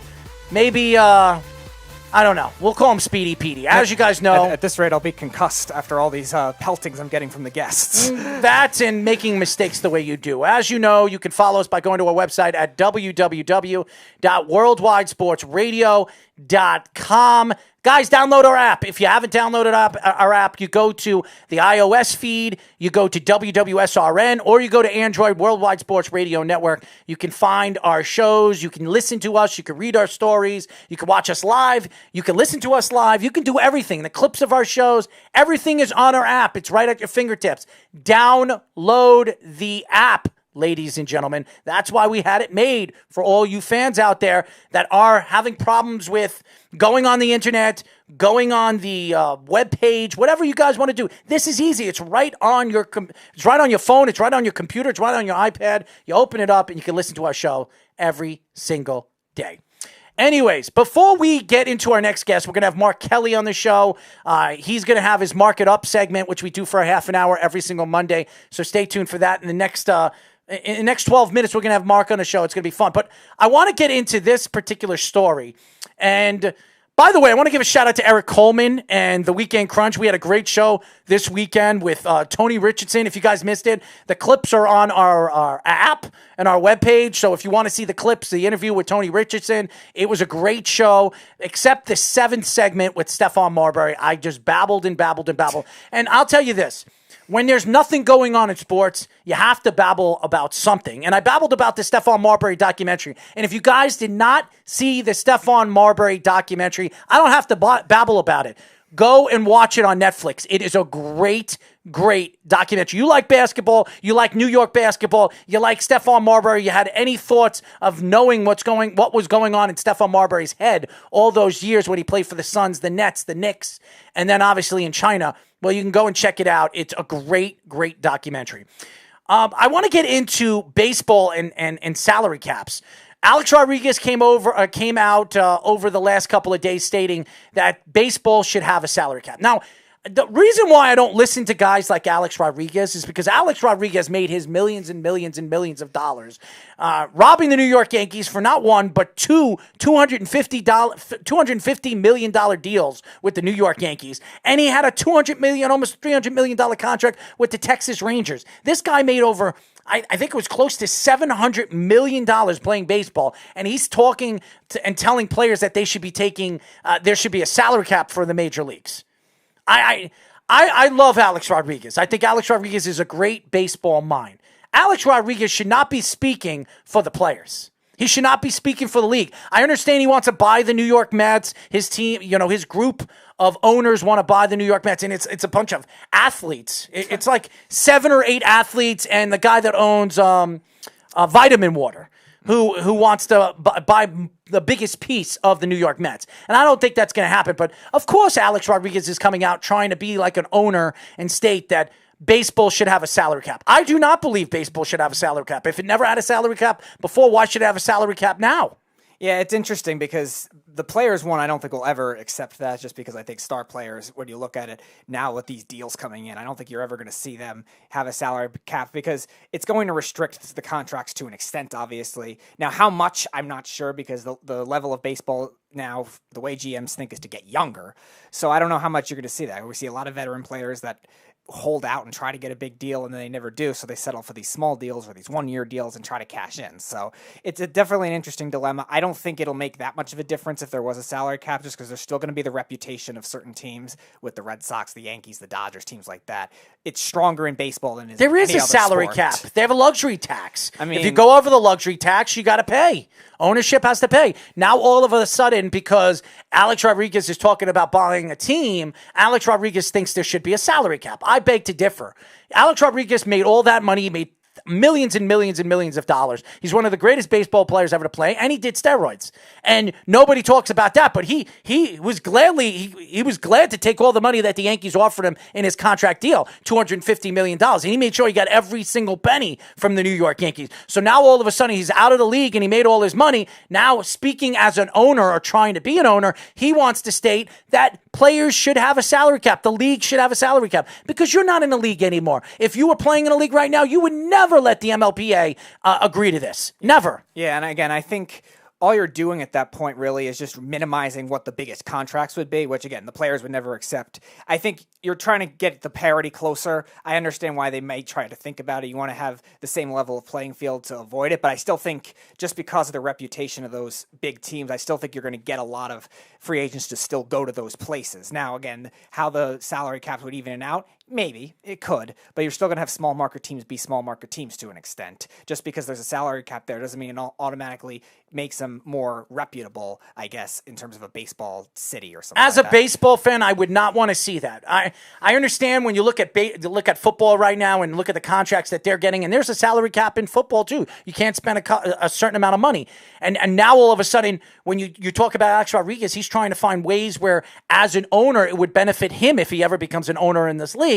He's not helping the players out, and the players already hate him. So when him coming out with all these different disagreements on the way the league should work, or the way he thinks the league should work, when he's made millions and millions of dollars off the MLB, Well, to me, it's a complete appalling situation. If Mike Trout heard that, or Giancarlo Stanton heard that, or even Aaron Judge heard that, he wouldn't be very, very happy because the league, I know that when you look at the game and the transition of the game where they're trying to bring electronic umpires and they're trying to find ways to speed up the game is good where it is. I don't understand why everybody wants to change it.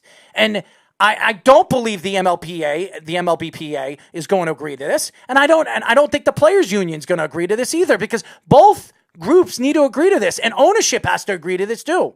So I know the ownership would love to do this because it puts more money in their pockets, but when you look at the major league players, and these guys are their own agent, they really are. These guys are working for their big contracts, and they might only get one of them, because if they hurt themselves, they might never play the game again. We've seen players hurt their elbow. Look at what happened to Matt, the pitcher for the New York Mets. I'm sorry, Matt Harvey. Matt Harvey. Look at Matt Harvey. Look how many injuries he's had, and look at where he had to take half his rib out. He's not the same pitcher. He was going to go to possibly making $150, $200 million to not even making more than $14 million a year. Right. A lot of those young pitchers, too, are like that now, where they have a lot of these multiple instances of Tommy John surgery. And if you have a salary cap, they're going to look at that and say, all right, we don't trust that you could get hurt again. Garrett Richards, when he was a top prospect, dealt with that at the beginning of his career, and he had 2 Tommy Johns. Daniel Hudson, who just won a World Series with the Nationals, when he was a starter, he had multiple Tommy Johns. So if that ends up being a trend, you're not going to see that be good for young players either. It wouldn't make me happy if I was a player right now playing in MLB and hearing Alex Rodriguez open his mouth when he shouldn't be opening his mouth. This is a guy that's trying to buy a team right now, and even the players that are playing for the Mets. Do you think Yoenis Cespedes wants to hear Alex Rodriguez say that there has to be a salary cap, that the league needs a salary cap? How about all the young players that they have, like Pete Alonso, who is expecting a huge contract 2-3 years down the road off his rookie contract? I mean, these players are expecting big bucks, and then you have a guy that's made hundreds of millions of dollars off the Yankees and the Texas Rangers and even the Seattle Mariners, and this guy is saying that there should be a salary cap. It's a joke. An absolute joke. And if I was Alex Rodriguez, I would just keep my mouth shut. Because if you don't want to piss off players even more than they already pissed off at you, I would just I would zipper up my mouth and not say anything. Hang out with J-Lo and keep yourself out of trouble. And I think the difference, too, between football and hockey, why they have salary caps and baseball doesn't, you also have to deal with, one, for football, larger rosters for the most part. So you can't just overpay a bunch of players all the time. Hockey, you have one minor league system. And again, because the salary cap isn't as high in terms of the TV deals, just because they don't get as much, there's not as much drastic differences with the contracts as you see in baseball. You have Garrett Cole is getting, $35 million a year versus, again, a guy that takes $10 million. You would never see that in hockey. And football, again, it's a positional difference too. So there's a big difference with having that. And I still think you're, to an extent, because there's a lot of minor league players, a very deep minor league system, young players are still going to get young player contracts anyway. I think the bigger deal that needs to be changed right now is not the salary cap itself, it's arbitration and making that a bigger difference with that. Well, we're gonna put somebody on the phone. Plug this in. Get that in. Plug that in. Other one. Let's go. Let's go, Mr. Producer. Let's do your job, because that's something that you don't do half the time. Who do we have on the phone? Welcome to Down to the Wire. Who do you think's on the phone, man? Brian Snow. What's going on, Brian? Did I just wake from a nap, or did you say Alex Rodriguez is attempting to buy a team? He is. He's trying to buy the Mets. Him and his group of owners, and you're talking about some ex-NFL players, ex-baseball players, and the guy that owns Vitamin Water. Yep. Him and J-Lo are trying to buy the team. They're trying to buy a baseball team. $3.7 billion they offered the Well Pond so far. Oh, brother. And I thought my beloved White Sox went through hell in 1989 with the Save Our Sox campaign. That team got saved. I'm happy about that. They've since won a World Series, and I hate to rag on Cub fans about it, but we beat y'all by 11 years. Will the Mets ever get it right? That's my question. Because growing up, I remember Darryl Strawberry, Kevin McReynolds, that '86 team, and my favorite pitcher at the time was Doc Gooden. What? Since 2015, Errol Marks, and I plan to have you on my show next week to discuss this very Good, thing. and we plan to have your show on our network in the next week or two. So, yeah. I just need to know what the hell's happened since 2015. What has happened? I'll give you the answer if you really want the answer. Lay it on me, please. Here's what happened to the MLB. Rob Manfred took over. That's really the answer to what's going on in the MLB. I thought Rob Manfred was going to change it from Bud Selig, and Bud Selig was a complete joke. But again, Bud Selig really grew the sport. He's really taken the sport to higher heights. He made the CBA deals, the TV contracts before he left. He helped really take baseball to that next level. Go ahead. Yeah. Go ahead. Are you there? We lost you. Yeah, we almost lost you there. Go ahead. But since then, since Manfred took over, and you're absolutely right, every piece of work or every little thing that Bud Selig has done to grow the game, it's shrunk since Manfred took over. And everybody thought this guy was a complete genius. And we've heard stories about, remember when Adam Silver took over for David Stern, and everybody said, well, David Stern, he put it in the right guy's hand. And you see what Adam Silver has done for the NBA. He's the best commissioner in professional sports now. Now you go back and you see Rob Manfred. Everybody said this guy is a boy genius. He's worked under Bud Selig all these years. He was the next. It was almost a unanimous decision that he was going to be the next GM. Remember, they had 3 guys on the list, and it was almost a unanimous decision that Rob Manfred was the next guy up.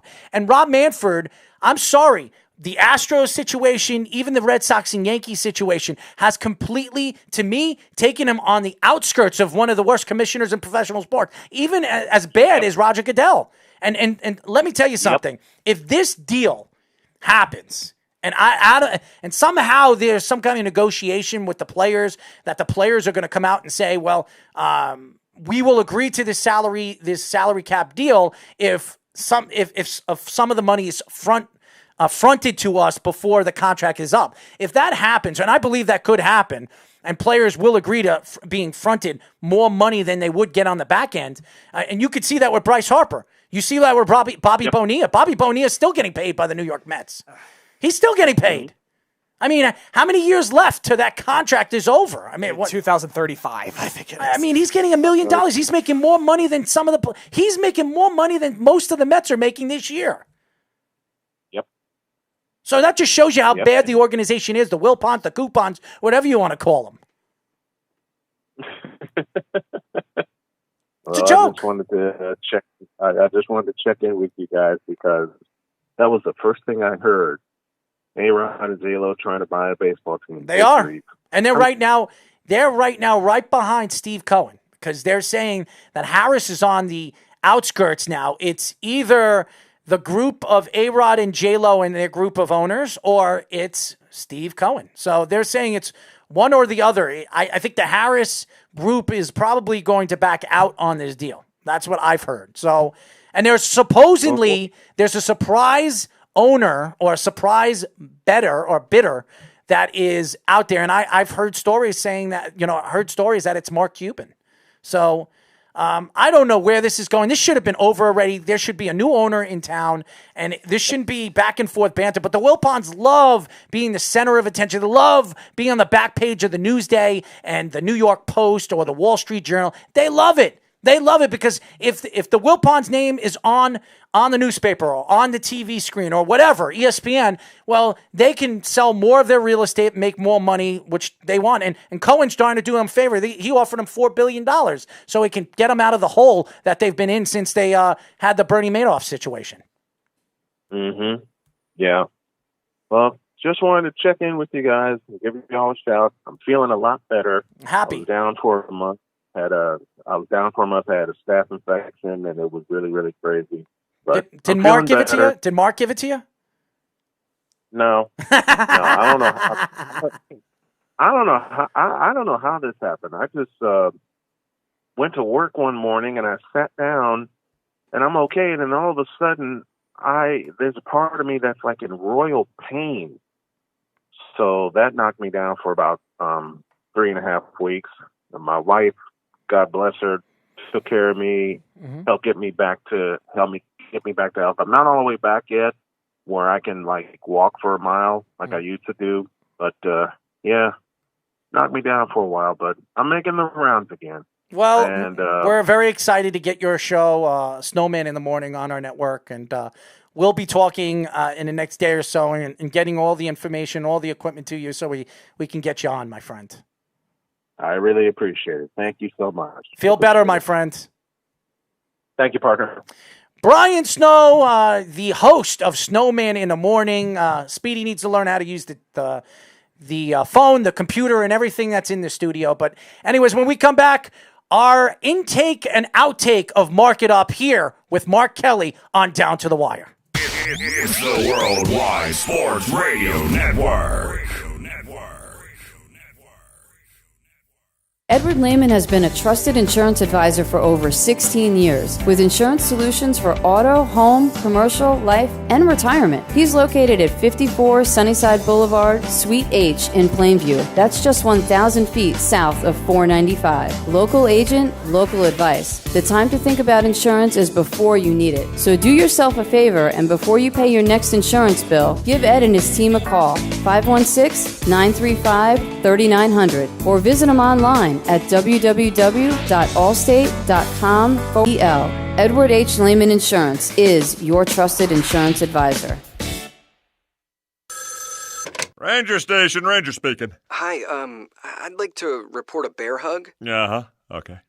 Well, we were building a bonfire, and I saw some, dry brush and leaves around, so, I said to move the bonfire somewhere else, and out of nowhere, Smokey Bear shows up and hugs me. So you noticed some wildfire hazards and moved your bonfire to a safer location. Yeah. Yeah, that's Smokey, all right. He likes it when people help prevent wildfires. It hits him close to home. Not everybody gets the hug, my friend. So that's pretty special to get a hug from Smokey Bear. So it was him. Hey, guys, I told you it was Smokey. Okay, well, congratulations, my friend. And thanks for calling. There are many ways to prevent a wildfire. Learn how you can do your part at SmokeyBear.com. Only you can prevent wildfires. Sponsored by the U.S. Forest Service, Ad Council, and your state forester. Hope you enjoyed your meal. And I just want to say, he's lucky to have a brother like you. Lucky? Caring for my brother is far from easy. Waking up every day, lifting him from the bed to the wheelchair to the car to get him to therapy on time, it's no small task between the doctors and the diagnosis, but nothing can disable this love. This is my big brother, my hero. He's part of me, like my arms and legs. So I'll be his. See, there's no time for tired.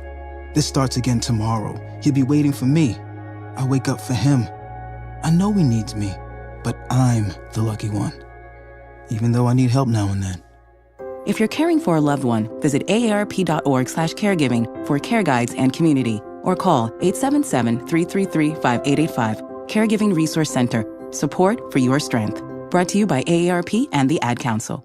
You're listening to the Worldwide Sports Radio Network. You're listening to Down to the Wire on the Worldwide Sports Radio Network.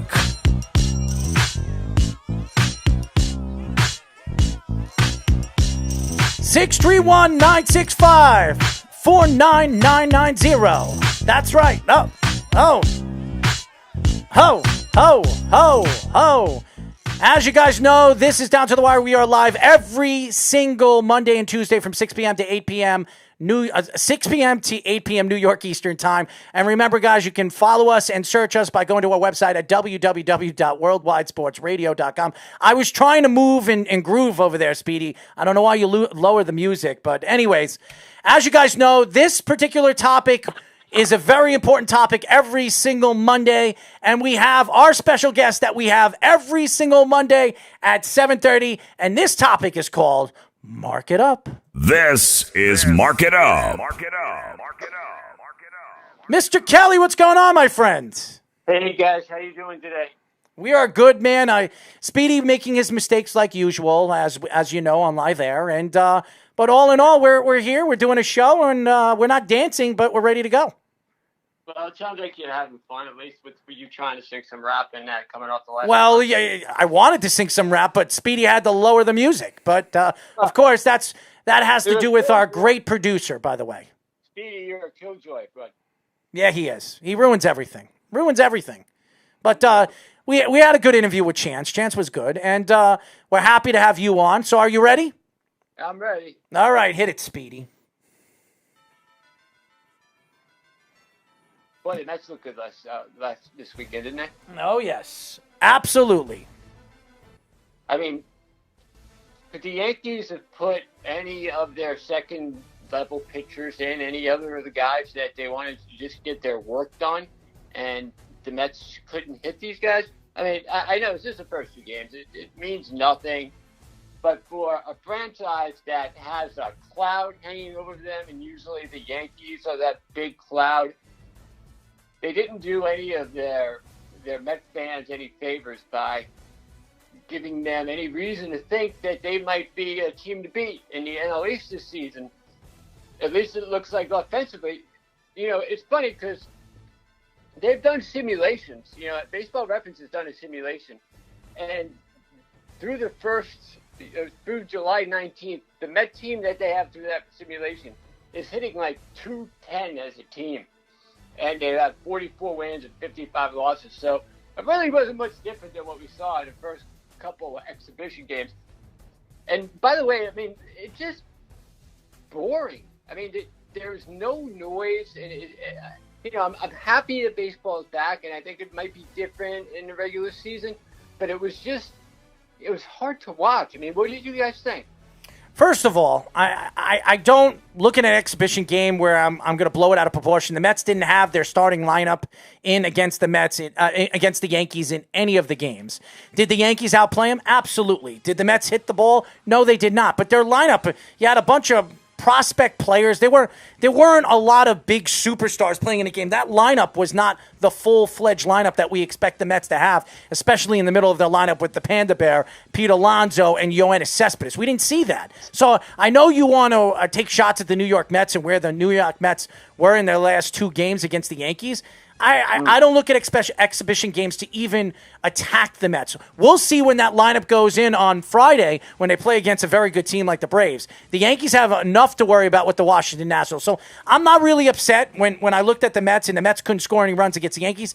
The Yankees were playing a bunch of backup players too. So the Yankees didn't even have their star spreading offense that they've had over the last couple of years. So let's wait. Let's hold on. It's going to take a couple of days, a couple of games for the Mets to figure things out. I think the Mets will be just fine.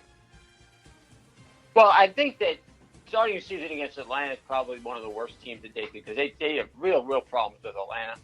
Now, I know Freddie Freeman is not playing, and Markakis is sitting out, and they didn't sign Puig after he tested positive for the coronavirus. So they're a little bit weaker offensively, but the Braves pitching still always seems to give the Mets problems, no matter who is out there.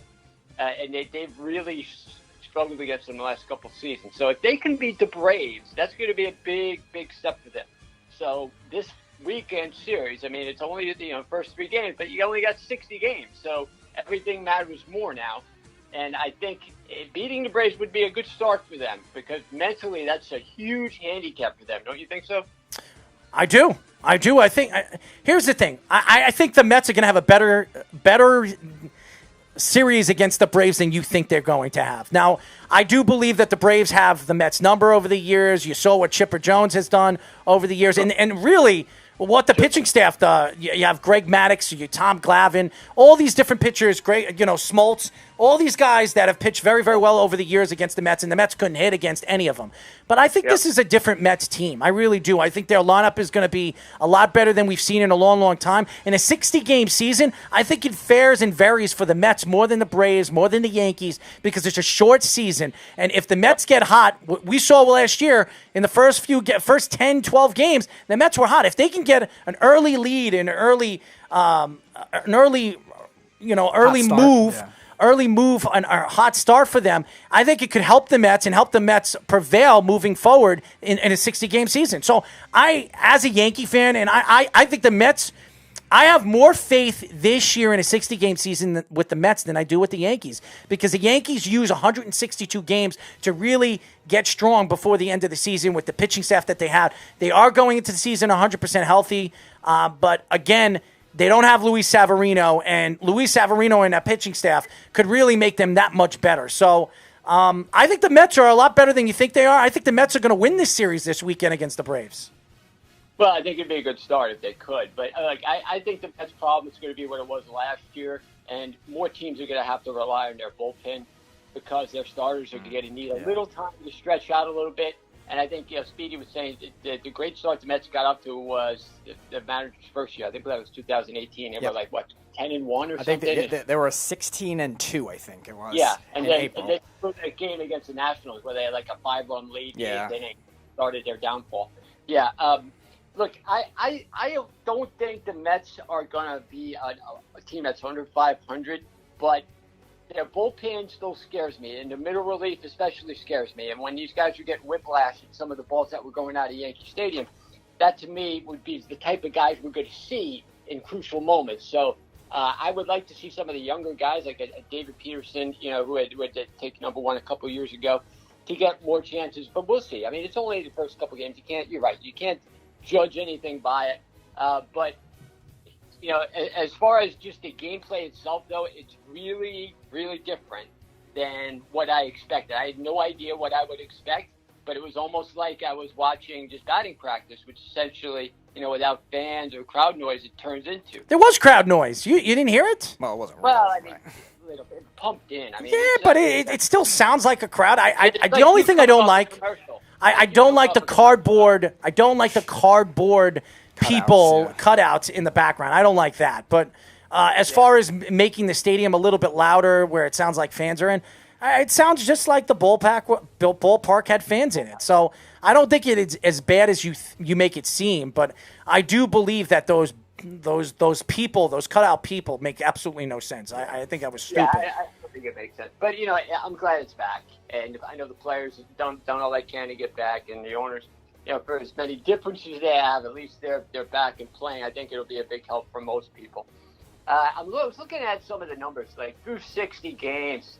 I wanted to put together some kind of a streak, as far as guys that have done well through the first 60 games. The only player ever to hit 400 through this team's first 60 games was Chipper Jones in 2000. I believe it was 2000. One of the years, 2000 or 2001, and he had 408. You would think it's more, it would have been done more, but it really hasn't. But I think this year there are a bunch of guys who could do that. Being how often they get pitched to, and if their team is engaged or not. I think O'Neill, with the way he hits, could be one of those guys, but it all depends where he bats in the order. If they're going to lead him off, or they're going to bat a little bit further down. But another thing I looked at was best 60-game periods from the start of the season. And the record for that is a 1912 Giants who won 49 games of the 60. But in that there's 5 teams that won 46 or more in the first 60 games. The 1998 Yankees were one of them, and the 1939 Yankees were another one. They both wound up to win World Series. So you can have a really good first 60 games and win a World Series. And I think that with the talent the Yankees have, they're so deep at every position. They haven't had much starting pitching that will jump out at you the last couple of years, and they've still been pretty good. I mean, last year they had so many injuries, they won 103 games. So I think that they're going to be stronger. I mean, when I looked at them this weekend, I didn't see any real deficiency in their batting order. I don't think there's any batter you can look at and say, this guy's not going to hit 20 homers during a regular season. He's not going to hit 150 hits during a regular season. So I think the Yankees lineup is really built well for this stretch of games. Potent. They're a potent lineup. And deep. What's that? I said they're a potent lineup. Absolutely. I think they're the best in baseball. So we'll Dodgers have the best lineup in baseball than the Yankees. I don't know. Dodgers are good, but I think the Yankees. I think Andrew Hart's going to have a great year. I think the Yankees have the better all-around team. than the Dodgers. I think the Yankees are the most talented team with their pitching staff, their bullpen, and their lineup. I think the Yankees are the best all-around team in baseball. But as far as the lineup is concerned, when you add Mookie Betts to that lineup, a very dangerous lineup, I think they probably – I mean, you could argue Giancarlo Stanton, if he's healthy, they could be dangerous too. So it's going to be very, very interesting. Well, I wrote an article today on some of the best bets for the season. And I'm not an avid bettor, but I think that there are a couple of things that when I'm looking at for the regular season really jumped out at me, where you had team win totals and player MVPs. That kind of stuff is really kind of interests me because I wanted to see what the experts would say. So now, to me, I only view a good bet as something that you bet as little as you have to, and you win a lot, and you still have a pretty good, not a great chance, but I'd say better than 40% chance of it happening. And to me, the Red Sox at 30 and a half, to me, I think they're going to be awful. I mean, their pitching staff is brutal. Their bullpen is even worse. And they might score 6 runs a game, but they're going to give up 7 or 8. Yeah, and then not even no Mookie Betts either, so that hinders that offense too. Yeah, and they're going to be facing the Blue Jays and the Mets and the Yankees and the Braves, and a lot of potent lineups, the Phillies as well. So I don't know if their pitching can handle this short stint with the guys they have. I mean, if you've seen their rotation outside of Eovaldi and Perez, they really have nobody else that's had extended major league time. I mean, they traded for an ex-Diamondback, but they really don't have much, and their bullpen is even worse. So I feel this is going to be one of those off years for the Red Sox. They take a year off every couple of years, and then they come back and win the World Series. So they're not winning no World Series anymore. Their pitching staff stinks. Their farm system is terrible. They got to rebuild that farm system. Mark, they got to rebuild that farm system. That farm system is one of the worst in the league. You know how long it takes to build a farm system? It takes years. Years. Look, I know all the facts, but when the Red Sox have won in 2013. This is a different team. They have Mookie Betts coming up. They have all these different players coming up from the farm system. They don't have that anymore. Mark, and how often do you see years like that, too? You're right. That was an ultimate scrap heap type team. Right.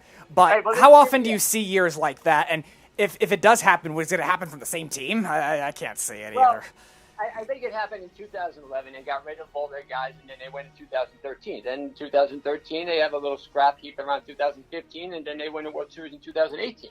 So they've done it twice now, and everything Boston, it's flipped around ever since Brady started to play. So I hope that I have no love for the Red Sox. I would love to see Boston fans go back to suffering like they did for so many years. But I don't know.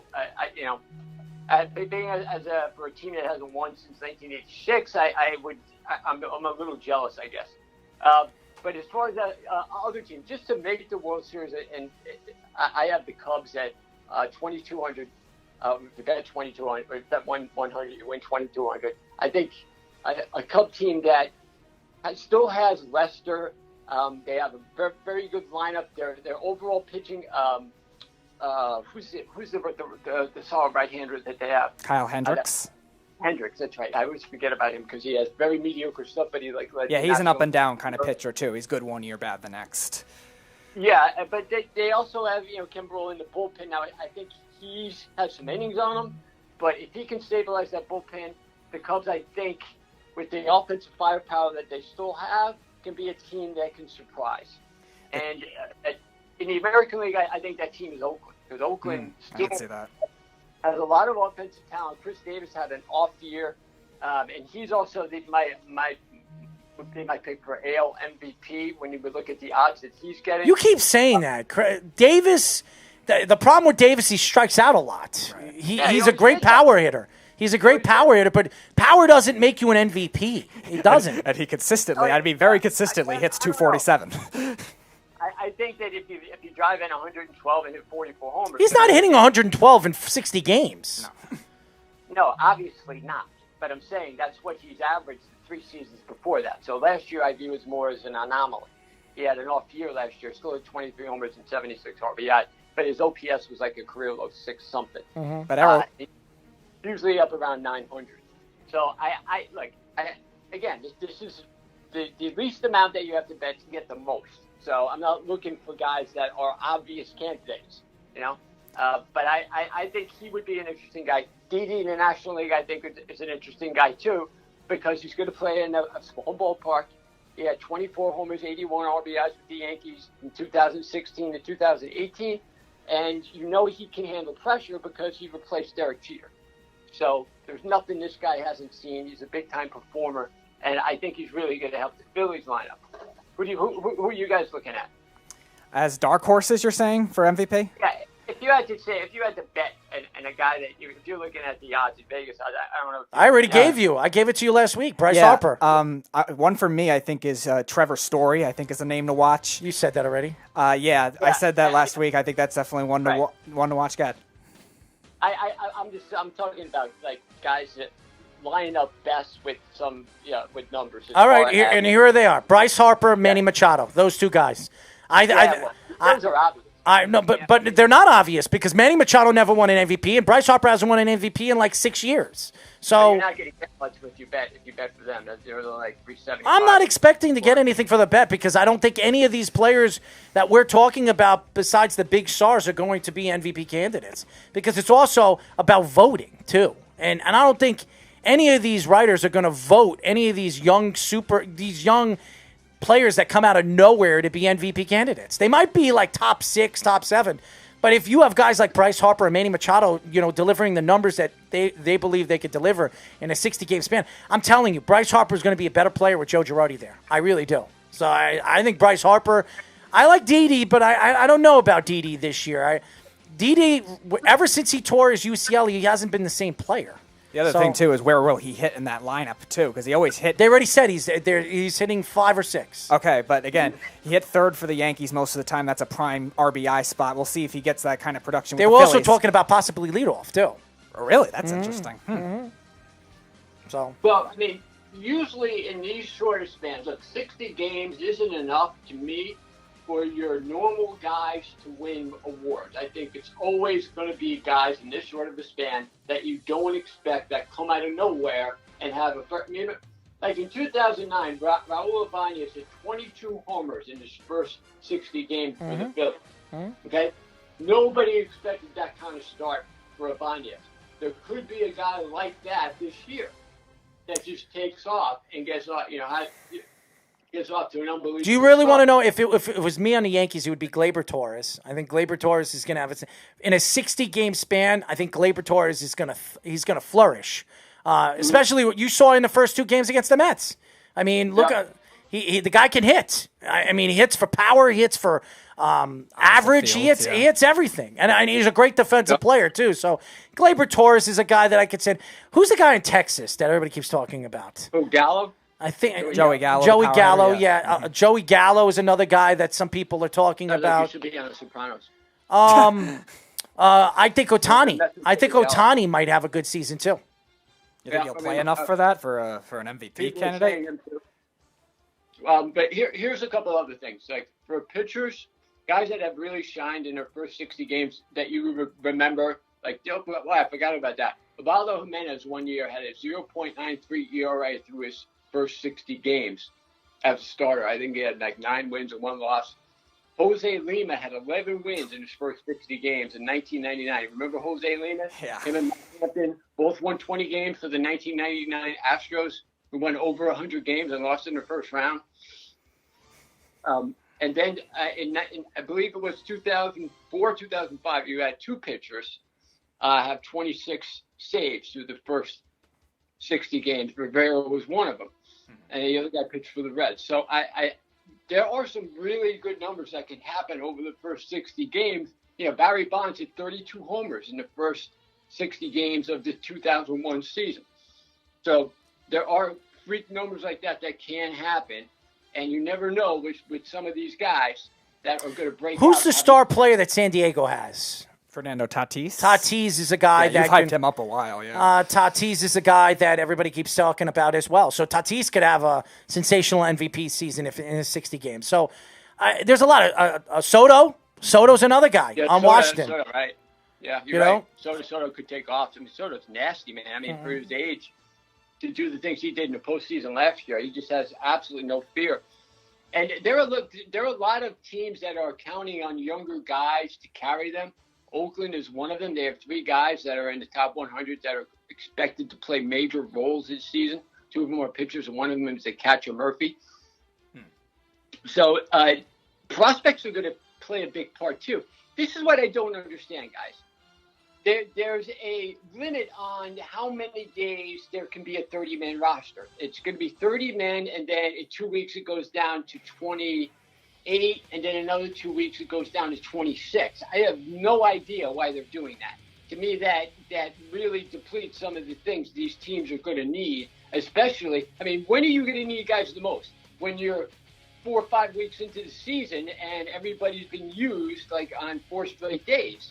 So I don't understand why that's happening. I thought it was going to be consistent 30-man rosters with a 60-man pool, and the other guys were going to be in a minor league city right near where their pro team is. But apparently that's not going to be the case, and I just don't understand what's the point then of having 60 players if you can only, at the end of the year, have 26? I mean, what's the point? I mean, these guys are going to need help. I mean, you need help like 4 or 5 weeks down the road, not in the first game. You know, it makes no sense. Well, again, I look at baseball right now and the way baseball is moving in the proper direction, and finally we're going to have some baseball on Thursday. I just want to see the MLB figure out all the problems that they can clean up, not only on the field but off the field, especially hearing some of the different stories that we're hearing with some of these self-proclaimed owners or people that think they're going to be owners, stating that the players should get a salary cap and there should be a salary cap. I beg to differ on it. I think Alex Rodriguez needs to learn how to shut his mouth and just let the game go the way the game goes. Because to me, Alex Rodriguez, not only did he rob the New York Yankees, he made over $500 million off the New York Yankees. So I don't know if he should be the one speaking that the players should get a salary cap, especially all the money that he's made. Right? Isn't that the pot calling the kettle black? Or it's like the pot calling the pot a pot. Mm-hmm. I mean, no one benefited more than he did from no salary cap. Yep. And now it's a little bit different when you're the one giving out the money, isn't it, Alex? Mm-hmm. You know? Yep. So, look, it's a feel-good story. Everybody wants to, make out with J-Lo and A-Rod. I think No thanks. To me, it's really nothing else than a guy who's done a good job making money off of his talents, and now he realizes as an owner, he's not going to want guys like him, because then he won't be able to continue to make the kind of money he has, and that's the risk you take when you're an owner. I mean, these guys are making money hand over fist. I don't see why there's always this contention between them and the players when everybody's millionaires. It just makes no sense when there's people right now who can't afford to pay their bills. It's just something that baseball is really, really going to have to address, and they cannot have a work stoppage. Otherwise, people will never, ever come back. Well, again, I look at Alex Rodriguez and where Alex Rodriguez thinks he's going to be in the near future. I don't think it's going to be the owner of the New York Mets because I don't believe Steve Cohen's going to lose this bid. But I think how could he? No, I don't think he's the richest. No. He's the richest. He'll be the richest owner in professional baseball. I don't see him losing this bid unless the Wilpons do not want to sell it to him. But I just can't see the Wilpons doing that when they're offering the most money. And I think Stevie, they call him Uncle Stevie. I think Steve Cohen, he's in the driver's seat right now. It's not Alex Rodriguez and Jennifer Lopez or the Harris Group. It is Steve Cohen. He is in the driver's seat. So I think he's in good shape. And also all the Met fans that are big Met fans out there, they should be very excited because if Steve Cohen takes over the team, he's going to open up his pockets and make bids for some big players that are going to be free agents this year, like a Mookie Betts or a JT Realmuto. So I think if you're a Met fan, you should be very excited if Steve Cohen actually takes over the team. Well, I mean, he'll just end the stench, the absolute stench that the Wilpons have provided all these years. You know, there's nothing that I really like about the Wilpons at all. And the way they've handled this team, the way they've handled it with the fans, the way they've lied to people, the way you never know what happened with the Madoff affair. There's so many things I could mention. But look, I would be more than happy for another guy to step in that's a billionaire that right now could, even if A-Rod and their team put together their best offer, this guy could roll over in bed and double it. So I think that he should be the one owning the team in the end. Well, it's going to happen. Mark, thank you for joining us.